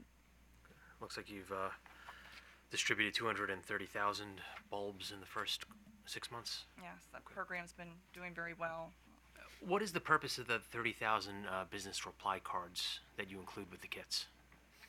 The business reply cards were sent out to the members where they could say, yes, I want the kit, and send it back in, and we mail them the kit. So it's not included in the kit. It's if they want the kit, we send it out, and they'll get it in the mail and say, yeah, I want this kit. I haven't received it yet, and then send it back in, and we'll mail them the kit. What's the response rate? That is actually why we've seen an uptick in the program. That did very well for us, sending those out. So a good number of the reply cards are being returned. Yes. Okay. Thank you. At this time, we will move to our natural gas utility, Washington Gas Light. Thank you, Mr. Chairman. Good afternoon, and good afternoon, Commissioners. I'm John Dodge, representing Washington Gas. Before I turn it over to my colleague, let me publicly thank Potomac Edison for allowing me to redeem myself in running a PowerPoint. It's been a challenge for me in years past. To my left is Josh McClelland, who is our manager of Empower for Maryland. He will be making our presentation, and we'll be delighted to answer any questions during and after that presentation. All right. Thank you, Mr. Dodge. We're at noon, so good afternoon, Mr. Chairman and Commissioners. Again, my name is Josh McClelland, the manager of the Energy Efficiency Programs at Washington Gas. Before I get started, I'd like to note that Mr. Sean Scully has moved on to different career opportunities, but he sends his warmest regards to you today. So we'll go ahead and get started. The table displayed here shows a broad overview of the performance of Washington Gas' entire suite of energy efficiency programs during the first 6 months of 2019. The programs have seen a considerable uptick in savings and participation, especially from the residential portfolio and the low-income programs. One item to highlight is the number of savings compared to the amount of costs associated with them. It's a good indication that we're able to achieve our savings while keeping our costs relatively low. The table also shows that other programs, mainly within the C&I portfolio, underperformed during the first half of 2019. So although our recent progress has been tempered with limited participation, the next set of slides will show you that today that Washington Gas's programs as a whole are trending in a positive direction and are on track to get closer to goals than previously anticipated. Starting off with the residential portfolio, in the upper right-hand corner shows a energy savings breakdown by program. As you can see, the behavioral program accounts for half of the savings, followed by a 30% portion attributed to a strong start to the gas and electric coordinated programs. It looks like there was a little slight typo there, but new construction should be around 15% and behavioral should be at 50%. The opposite chart down below shows the residential programs are within an ideal ratio of incentive to non-incentive costs, with 60% attributed to incentives. At the program level, the new home construction program continues to be the bellwether of our residential programs, with 732 participating homes in the first 6 months of 2019, which resulted in 60% of the savings goal achieved. As I'm presenting to you today, we have already achieved our annual goal for 2019 for savings, and we are on pace to exceed the goal by 42% by the end of the year. For the existing home program, we saw the total number of participating contractors more than double during the first month, during the months of May and June of 2019. This demonstrates a positive trend towards increased participation. The Tier 2 furnace, which is the program's highest yielding measure for savings, accounted for 84% of our participation in the program. And although it is underperforming, the benefits of the program cannot be understated, with participating customers projected to save over $1.4 million in fuel costs over the lifetime of the equipment. And although the portfolio performed with varying results, the programs are showing a promising trend towards increased participation, with an average quarterly growth of 46% since its launch in late 2018. Moving on to the coordinated programs, I will note that this portion is meant to be more of a broad overview of the progress of the coordinated programs, but we are prepared to respond to more in-depth questions either now or during the work group portion later today. With Phase 1 fully launched in Q2 of 2019, the coordinated programs quickly saw a considerable amount of activity, with 44% of the saving forecast achieved and almost $1 million in incentives being issued. The upper left chart shows a breakdown of savings by electric utility, with the Pepco Washington Gas coordination effort accounting for 87% of the total. I will note that this is not indicative of each utility's progress or participation, but rather a display of the amount of overlap between Washington Gas and their respective electric utility with the customer base. The chart below on the opposite side shows similar savings breakdown, but by each program, with the Quick Home Energy Checkup program accounting for most of the accrued savings. With the momentum built in designing and delivering Phase 1 of the program, Washington Gas is eager to implement Phase 2, of which a plan was filed on behalf of the Coordination Work Group on September 30th. With the incorporation of gas measures into existing electric utility programs, over 32,000 annual therm savings are forecasted, and while we were able to reallocate a budget and deliver both Phase 1 and Phase 2 at only 62% of the originally filed budget for program year 2020. Moving on to the C&I portfolio. The upper right chart shows a breakdown of 2019 therm savings by program, with the C&I prescriptive or existing business program accounting for 89% of the total. The opposite chart shows a breakdown of program costs for 2019 thus far. Although incentives make up just 21% of the cost, and again, some of them didn't make them on here,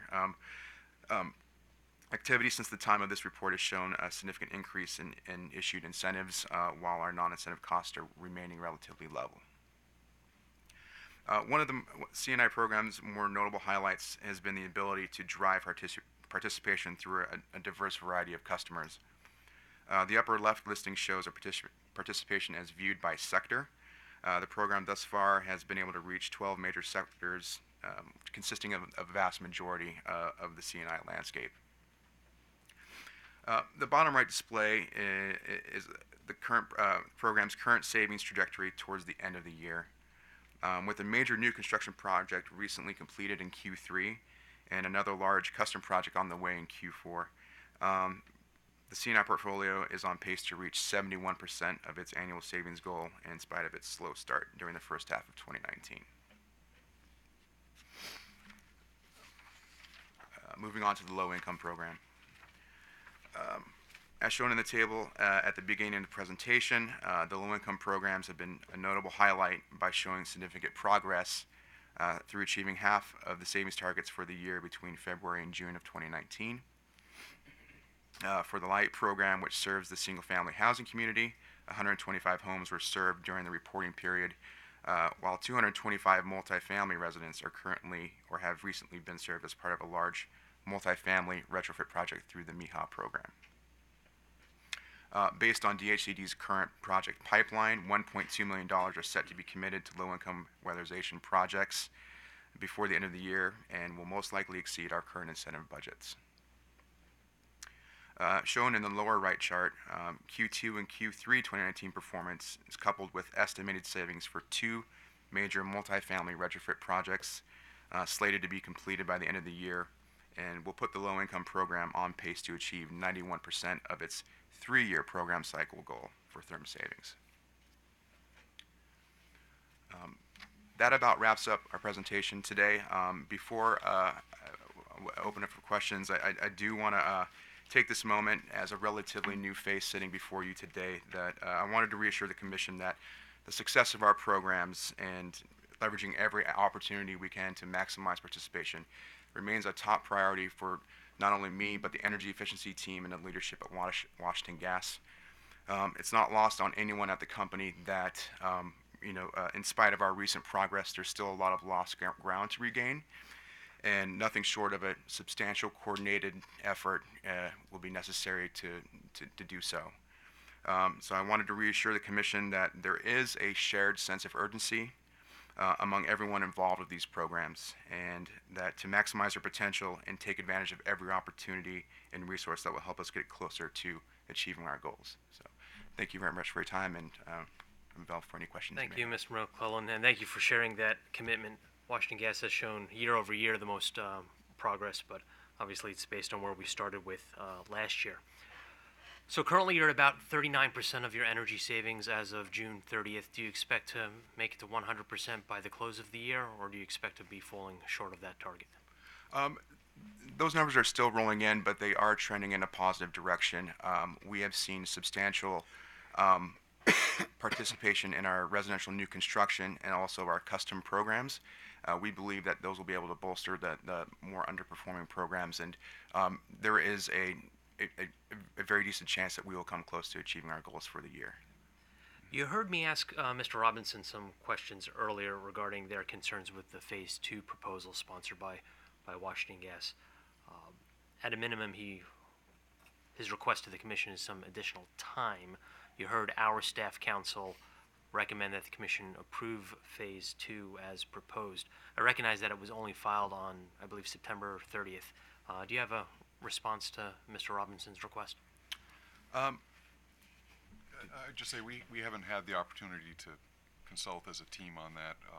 Right now, our default position is we agree with staff that it should be approved. We're always happy to talk with any stakeholder about concerns about programs or measures, but sitting here at this moment, we would not consent to an extension. Great. Just to add to that, I would say during the working group process in developing and planning and submitting, filing the Phase 2 plan, we've always encouraged and as the lead utility for the plan to have a open dialogue with all the utilities and all the parties to the working group. And so if that dialogue needs to continue further, we'd be open to it, but again, we would want to stick with staff's recommendations. Thank you, and I would hope all the parties in the room are open to coordination and dialogue. I did see some of the recommendations, and I don't remember where, but directing the utilities to coordinate with DHCD. I just assume that everybody is coordinating with each other without a directive or a mandate from the Commission to do so. So with that, additional questions for Washington Gas. Follow up on coordinated programs. You said something about the chart, what it represents and what it doesn't represent regarding utility effort or participation. Could you re-clarify what you said there for me? Sure. I tried to read it and I couldn't pick it out. Sure. So this is representative of the customer base overlap. So Washington Gas's customer base overlapping with electric utilities customer base. So as you can see here, the vast majority of our customers that are moving through PEPCO's program, or they are moving through PEPCO's program. And so since there is a larger, denser population in our service territory there, there's just more Washington Gas customers moving through that program. So based on the chairman's comments, and I agree with them, I affiliate myself with them, we expect true coordination in the programs. How's it going? I think it's gone very well. I believe there definitely were some obstacles in the beginning, but I will say that all the utilities and all the parties have been acting in good faith and wanting to see this through the finish line. We have essentially Phase 1 fully launched, ready to go. We have Phase 2 plan sitting, waiting for approval, and we have built a lot of momentum so far, and it's not only Washington Gas but the other utilities desire to keep it going and make sure that we are fully prepared to launch Phase 2 upon approval starting on January 1, 2020. All right. Just wanted to give you an opportunity to apprise me of how it's going. Thank you. I just wanted to find out if you had if you wanted the opportunity to respond to Office of People's Counsel recommendation on the new construction program and consolidate the two of them. Did you have any comments on that recommendation? Yeah, yes, I did actually. I know one of their main concerns was part of the plan consisting of running two tandem programs, one that's more on the coordinated effort where the gas and electric utilities are combining into a program while we continue to deliver our standalone program as is for builders that aren't able to, for one reason or another, become part of that, the requirements that are needed for the coordinated program. So we are not entirely prepared to basically, go to a builder who is participating in our programs now and say, you are no longer a part of these programs, especially through halfway through the program cycle. So we approached running our program in tandem with the coordinated program as more of a sunsetting feature, where we will give the builders who are not to the Energy Star model yet time to transition to their to those requirements by the end of 2020. And so that was the main reason why we wanted to keep that up and running. Okay, so it is your intention to have a single program in the future then? Yes. Right, thank you. Commissioner Herman. So in response to the chairman, you suggested that you were trying to reach your 2019 goal.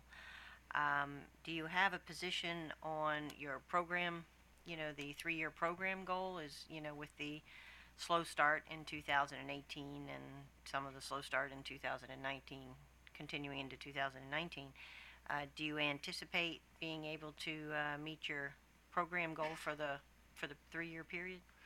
I do not have a solid position on that as of yet. What I can tell you is that there are a lot of opportunities that we are coming our way, and we're putting a lot of strategies into place that are going to maximize the potential for our programs. There are some opportunities within the coordinated programs to absorb some of those costs, which is another way of saying that we don't intend to ask for new money for for the coordinated programs. They could currently be absorbed by our existing budget framework for the 3-year cycle. And we also have programs that are overperforming, and we will be able to basically shift any of those savings and any of those incentive budgets from the underperforming programs to the ones that are overachieving their goals. These are a couple strategies that we intend to use that will get us closer to our program cycle. But in terms of achieving 100% of those, I cannot give you a solid answer right at this moment. Okay, thank you. Well, our thanks to these utilities for the presentations today. Thank you. At this time, we'll call up the Exelon companies.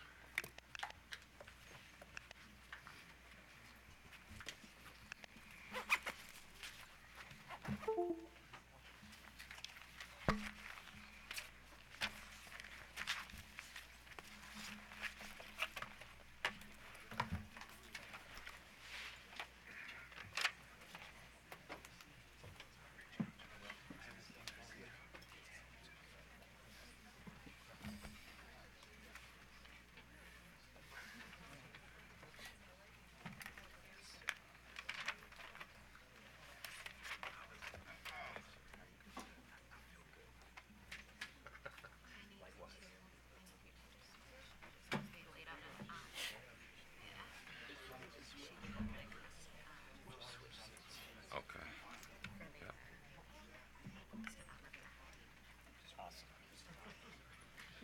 And then I guess he'll toggle over when it's our turn. Oh, sorry, I did that because. Let's see, how do I move it this way? This button. Eric? Page down. Oh, page down. Last name is Rapico, R-A-O-P-K. Yes. Okay, thank you. My pleasure. I don't want to mess it up.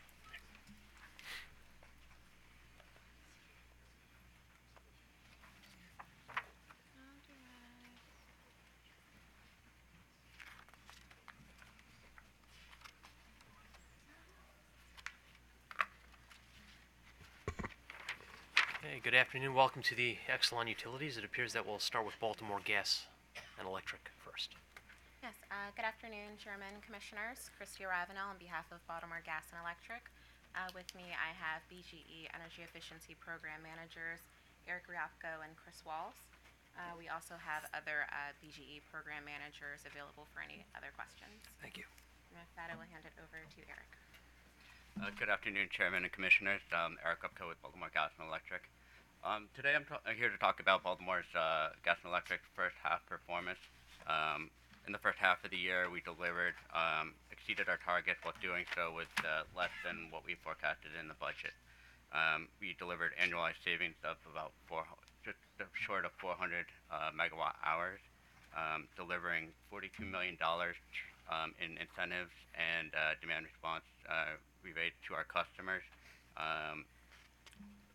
During these savings measures during the first 6 months resulted in savings of close to $300 million over the life of these measures, delivering a total of $357 million in value to our customers.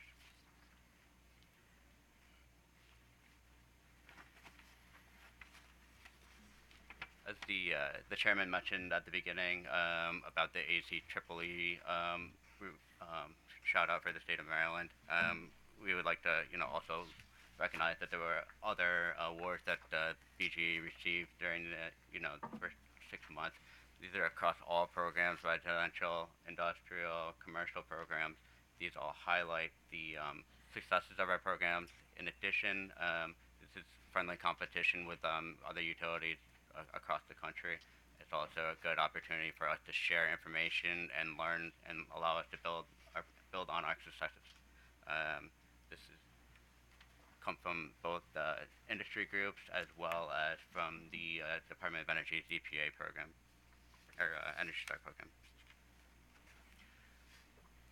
In the first half of the year for residential programs, we've delivered over 200,000 in megawatt hours of annualized savings with strong performance in lighting and QHEC, as well as appliance recycling. A new home construction is also a strong performer. We've delivered over 2 million light bulbs, nearly 150,000 fixtures. We've done 17,000 QHECs in the first half of the year, and there was also a milestone for our QHEC program as during the entire Empower program, we've now hit 300,000 QHECs during this program. So it's a broad reach of these customers, which they're only allowed to get once during their lifetime. The strong efforts within our pickup and drop-off program for recycling have allowed a positive interaction with customers. Along with QHEC, these are programs where we're allowing customers to reach out and or come to us, interact with them, make them aware of other programs, allow us chances to experiment with cross-selling, cross-marketing, making customers aware of these programs, the other programs that might exist. And looking forward now on HVAC midstream, I believe Mr. McKee earlier referred to the agreement that we have with them with regards to moving midstream and the timeline, and we are in full agreement with our timeline to move these measures, and we look forward to continuing to work with them as we make this transition. On the commercial industrial program, we reached a diverse group of equipment and building up with a diverse group of commercial industrial customers with equipment and building improvement options. We've seen a strong performance in prescriptive building tune-ups as well as lighting. While there's no CHP projects that were completed in the first half of the year, we have 2 that are slated to be completed in early 2020. Overall, we are at about 100,000 megawatt hours in savings, and we are exceeding our goals.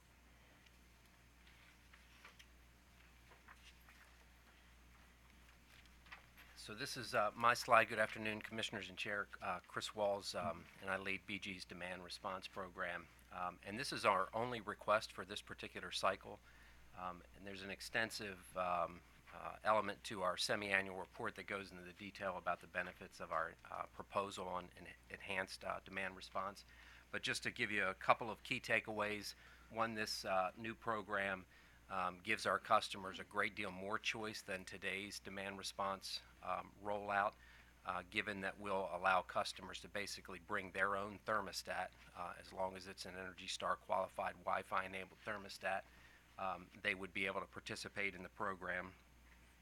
You'll note in our report as well that our budget forecasts this particular program implementation model dramatically lowers the overall cost to implement the program, and of course that flows directly into the Empower Maryland charge. And we believe the effectiveness of this program is actually better than today's program management approach in the way we deliver demand response today. It also positions us for... I'm sorry to interrupt. You say you believe it'll be an improvement over the current system of the cycling of the air conditioners and the hot water heaters? That's correct. So could you just tell me a little more about that? I mean, this Sure. is a big change, and of course, BG has a very important demand response program. It's important to the state. Right. What is that based on? So to be clear, we're not proposing eliminating the current demand response program. We have about 275 to 300 megawatts of capability in that existing program, and somewhere over 300,000 participants in that AC cycling program. What we're proposing, though, is to effective April 1, disallow any new entrance to that program and instead offer as of April 1 this bring your own device, your own thermostat. The reason why we believe it's more effective is because typical cycling, we see about 0.6 kW per device when we cycle that air conditioner. Through a temperature offset approach, which the industry is moving towards, what we're forecasting is something nearly double that amount. A temperature offset tends to be more effective because of not only pre-cooling initially in the customer's home leading up to an event that we would call for an Energy Savings Day event, but then up to a 4-degree offset. So if you typically set your thermostat to whatever you name the number, we would simply add up to 4 degrees in excess of that during an event. The customer feedback that we've done, the research that we've done, generally speaks to customers sometimes don't even realize this is going on.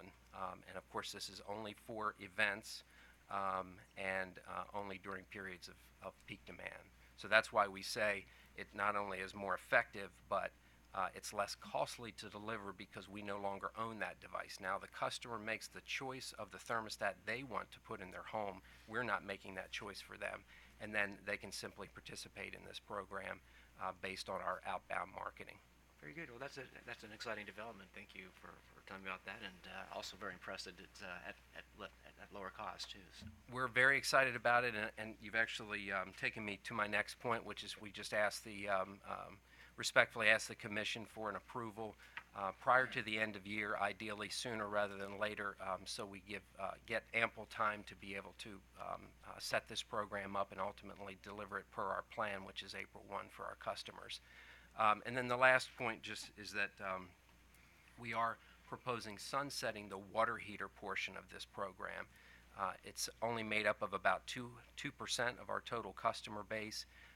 And because of the way the program is delivered, where we're required to pull a permit for the program, and it's basically 2 appointments for the customer. The first appointment is they have to make with us is to actually install the device. Then they have to make another appointment with the local permitting authority to approve the device. It does 2 things. One, it inconveniences the customer, and we've really tried to be able to get around that in some particular way, but we also want to adhere to the regulations that each of the counties put forth. But then 2, it increases the cost to deliver the program because we pay for the permit ultimately, and that's borne out by the program costs. So as a result, the costs versus the benefits are just not in keeping with the way we've typically looked at these programs. So this program is non-cost effective, and thus we're asking the Commission's permission to sunset this program within 2 years. So it's April 2021. That'll give us ample time to begin communicating with customers and begin redirecting them to other benefits of Empower Maryland. Would that impact at all the seasonal aggregation requirement that the PGM requires for the annual, I guess, capacity requirement, I guess? So I'll preface my response, and notice I'm not saying answer, but I'll preface my response with I've rotated into this job only a year ago. I led the energy efficiency programs previously, and suffice to say I'm learning a tremendous amount about the demand response world. It's entirely different than the energy efficiency world. So my limited answer, and we can certainly follow up with more detail, but my limited answer is yes, it is impacting seasonal aggregation. With such a limited amount, it's only about 6 megawatts of water demand reduction, water heating demand reduction that we have. As I understand it, seasonal aggregation requires you to match winter and summer resources, and it's just not sufficient enough to offset the benefit of or the cost of the program. Those benefits just aren't. But at the same time, we believe there are other avenues potentially for our water heating customers that they can avail themselves of, not only just the traditional energy efficiency programs, but also as we hear more and more about connected devices and that penetration increasing in customers' homes and the acceptance of connected devices, we believe that in the coming years there will be other connected devices that we can encourage our customers to sort of unlock value and us to cooperate with the customer on. load shaping, load shedding, all those things that sort of are also in the works through PC 44 as well. Thank you. With respect to the water heater program, these devices will just be left in place in the customers' homes? Yes, Chair. Our proposal is to retire them in place, but of course we make it very clear as well that if a customer chooses to, if they request to have that device taken out, we will absolutely take it out. But when we don't send a page to that device, it in no way impacts the capability of the electric water heater in no way, shape, or form. And how many customers will this affect? You said about 2% of your gas customers? It's 2% of our electric, our total customers, but it's about 23,000 customers total. Thank you. Can I follow up, Mr. Walls, on that? So this recommendation is for the spring of 2021. Is there a way you could keep that recommendation like to the fourth quarter of 2020 so that it's in this program cycle? Is it possible? The reason why we chose April 2021 is because when we pay out the bill credits for the water heater program, it's November, December of, it'll be 2019, and then January and February of 2020. So they cross years, and then we'll be into next winter as well. So that's the reason why we said let's give customers 2 credit periods, November through February of this year and next, and then of 2020 and 2021. Really to give customers time, to give us time to be able to communicate with them, and rather than having a customer experience that is a little bit more abrupt potentially by saying, this is last winter was your last credit. Now we can say this winter will be your last credit because we would start communicating with these customers should you approve this plan mid next year for the upcoming winter bill credits. Okay. So that's the reason why. Just trying to think how to more cleanly do that, because now we're making decisions in a program year we haven't even entertained or begun formally. I mean, I know we've begun planning, but we haven't, it's not before us. So you could still consider this as impacting the 2018 through the 2020 program cycle, because you're making an impact on November and December 2020 credits that would be paid. I understand that. I understand what you just said, but I also understand we're going to be going into to the 2021 program year as well, so we'll be impacting that cycle as well. All right, thank you. The representatives from PHI. Doug Mikeel, I'm here on behalf of PHI as counsel. To my left is Will Ellis. He's in charge of our Empower programs, and we also have various program managers here. We're not going to go over our entire slide deck and focus on the items that were set out by the commission. Good afternoon, Chairman, Commissioners. William Ellis, Senior Portfolio Manager for PEPCO and Delmarva Power. As stated by numerous parties, both PEPCO and Delmarva Power are exceeding goals through the first half of the Empire Maryland cycle in order to meet our annual goal. I would be remiss if I do not give credit to my team that is standing behind me that has done the tremendous work of helping our customers save money and participate in these programs.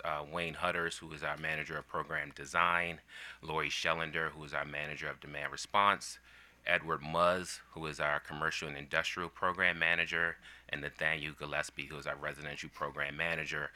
They've all contributed to the success of these programs, really hitting the ground, participating in numerous events throughout our communities, educating customers on the benefits of participating in the Empower Maryland programs. As I stated, overall, PEPCO is at 71% of the cycle goal. And Delmarva Power is at 57%. We're extremely pleased to be able to look at the life cycle savings numbers to be able to help our customers save that amount of energy over the life of the measures of the life of the measures that are being installed in the program. The next slide really looks at our residential portfolio, which is exceeding goal. programs such as our lighting, quick home energy checkup, and appliance recycling programs are all exceeding goal. But really what I wanted to highlight here is the work that we've done to help our income eligible, low to moderate income customers participate in programs that really complements the programs that the Department of Housing and Community Development hold within the Empire, Maryland portfolio. This slide just shows PEPCO, but overall, including Delmarva Power, over 675 customers that have been flagged as income eligible have participated in our Quick Home Energy Checkup program. We were the first utility, or one of the first utilities in the nation, to expand our lighting program to include food bank pantries.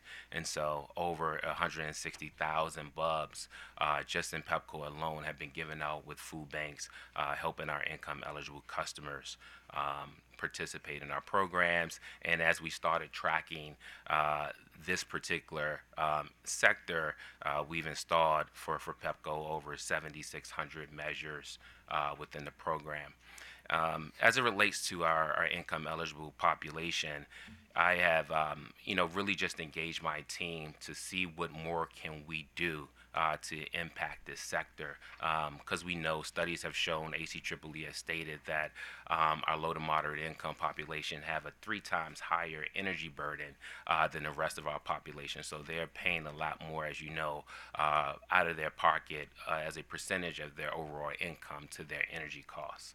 And so what can we do? What programs can we put forth that complements DHCD to help these customers manage their energy usage?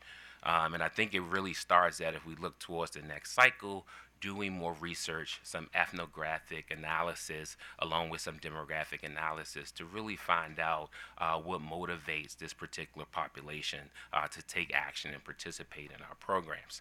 My mom used to tell me growing up, son, we might be broke, but we're not poor, meaning that poor is a mental state. And I mention that to say that it's really the language that we use to get our customers to participate. A lot of our low-income population, they don't like the word low income.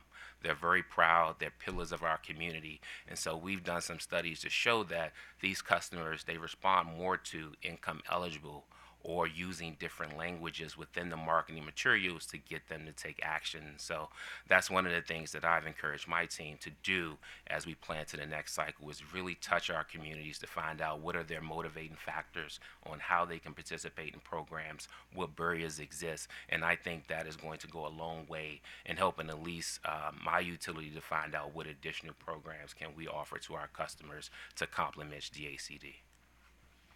Mr.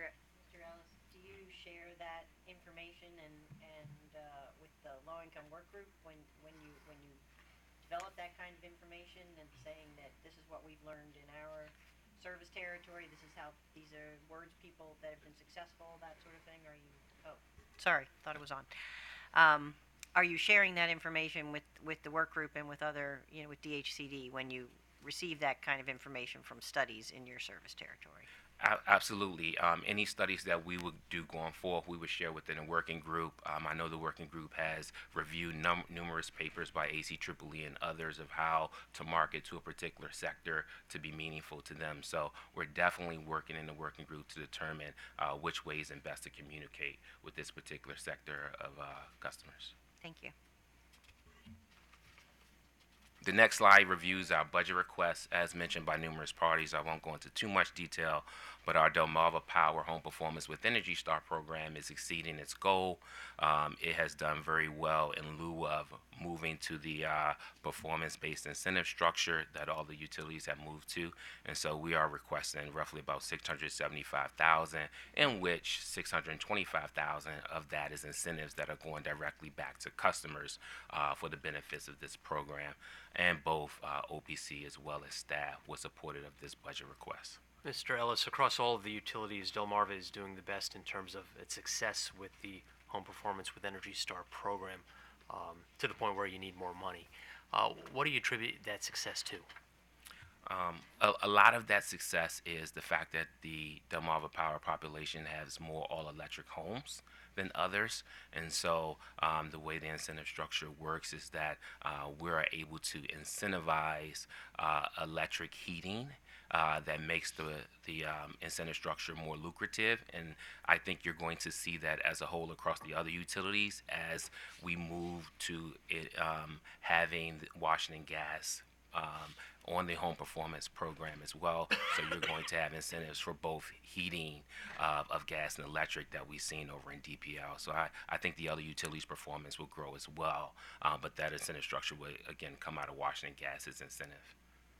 It's my understanding that this program, the customer actually has to pay out of pocket to be eligible for. And about how much is that? For the audit itself is $100, and then the incentive is up to $7,500 depending on the measures that are installed in the program. And you would have a licensed contractor provide a list of measures to the customer, and they would select from that menu? Correct. Our $100 audit in the program gives a customers a scope of work that they can see exactly what measures will give them the highest impact when. A prioritized measure list is what we call it, and then from that the contractor goes over with the customer the cost of the measures, the incentives available, the payback period, and then how long would the work take.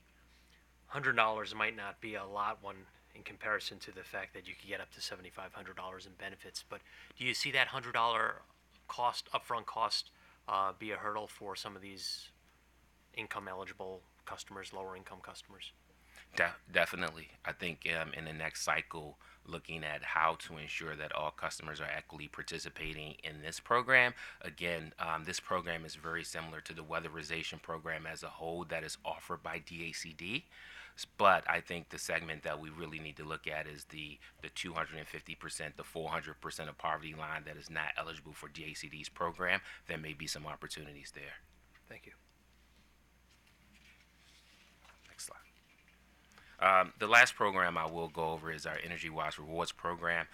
Both Pepco and Delmarva Power are on track to meet its goal in terms of the number of eligible devices. But the only thing I wanted to highlight here is our Bring Your Own Device program that you guys approved at the beginning of the cycle and re-rolled out early last year. We're about over close to 500 customers for both Pepco and Delmarva Power participating in Bring Your Own Device.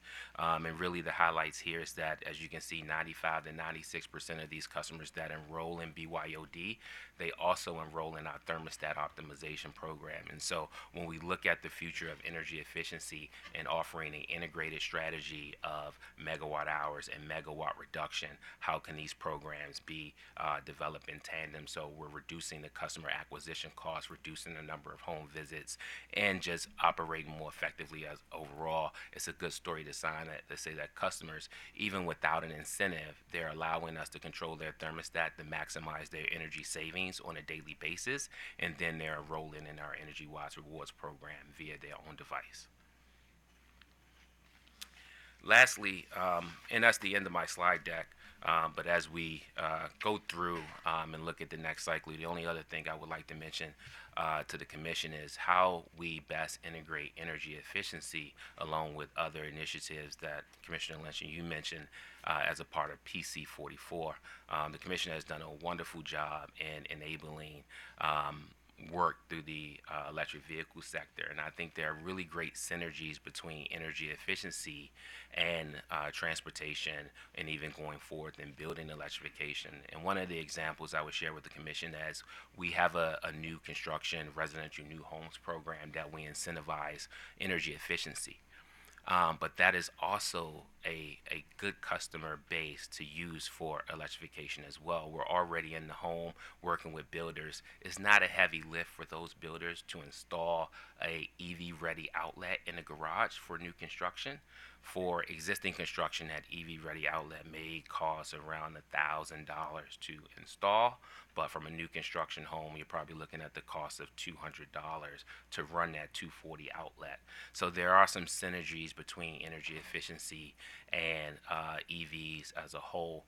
We've seen in other states that Massachusetts, for one, have broadened the definition of energy efficiency to include electrification programs specifically targeting to building electrification in order to meet the state's goal of reducing greenhouse gases. So there are synergies in place. Even within our construct, we've already, with our electric vehicle program, we're looking at a managed charging to reduce during peak times level 2 chargers to level 1. So there's a lot of synergies that can be placed from energy efficiency as we move into the next cycle in order to maximize grid benefits and grid optimization. Obviously, our EV charging program is not within the scope of Empower, but perhaps you could just share with us briefly how many customers, if you know, in Delmarva and Pepco's service territories have taken advantage of these smart chargers in their home to charge off-peak. I don't have that number as of yet, but I know the pilot for charging off-peak is 137 across PHI that will roll out starting in 2020. So we haven't rolled out that managed charging pilot just yet. Sorry, what was 137? 137 is what the commission approved. Public chargers. Yeah. Okay. My intent was home charging, but you opened the door. I'm not going to go further on electric vehicles. Pepco and Delmarva want to are already ahead of BG&E in terms of the Bring Your Own Device program. Will you still offer smart thermostats for those customers who don't bring their own device? Yes, our Energy Watch Rewards program is still offering our Wi-Fi enabled thermostat that we actually come out to the home and install as a part of our Energy Watch Rewards program. So we won't be discontinuing that program at this time. Thank you. Question. I wanted to ask you the same question I asked Washington Gas, so I guess I'll direct it to Mr. Michael.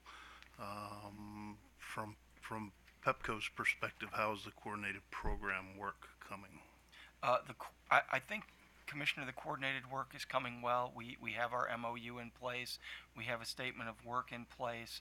I know that we're, and if I misspeak, Mr. Hutters will correct me, but I think we're moving into phase 2, and I think we, as the WGL representative said, there's better coordination. There's been better coordination. I think in the next phase, you're going to see some real change. Okay, good. Thank you. I'm glad to hear that. Can I ask BG&E a question? I know you thought you were off the hook. Well, Mr. Ravenel, who's the best to direct a question towards your AMI pilot program that's rolling out? Oh, here we go. Someone's stepping up. Good afternoon. So I'm Amanda Janaski. I'm the manager of BGE's behavioral program, and I'm ready for the question.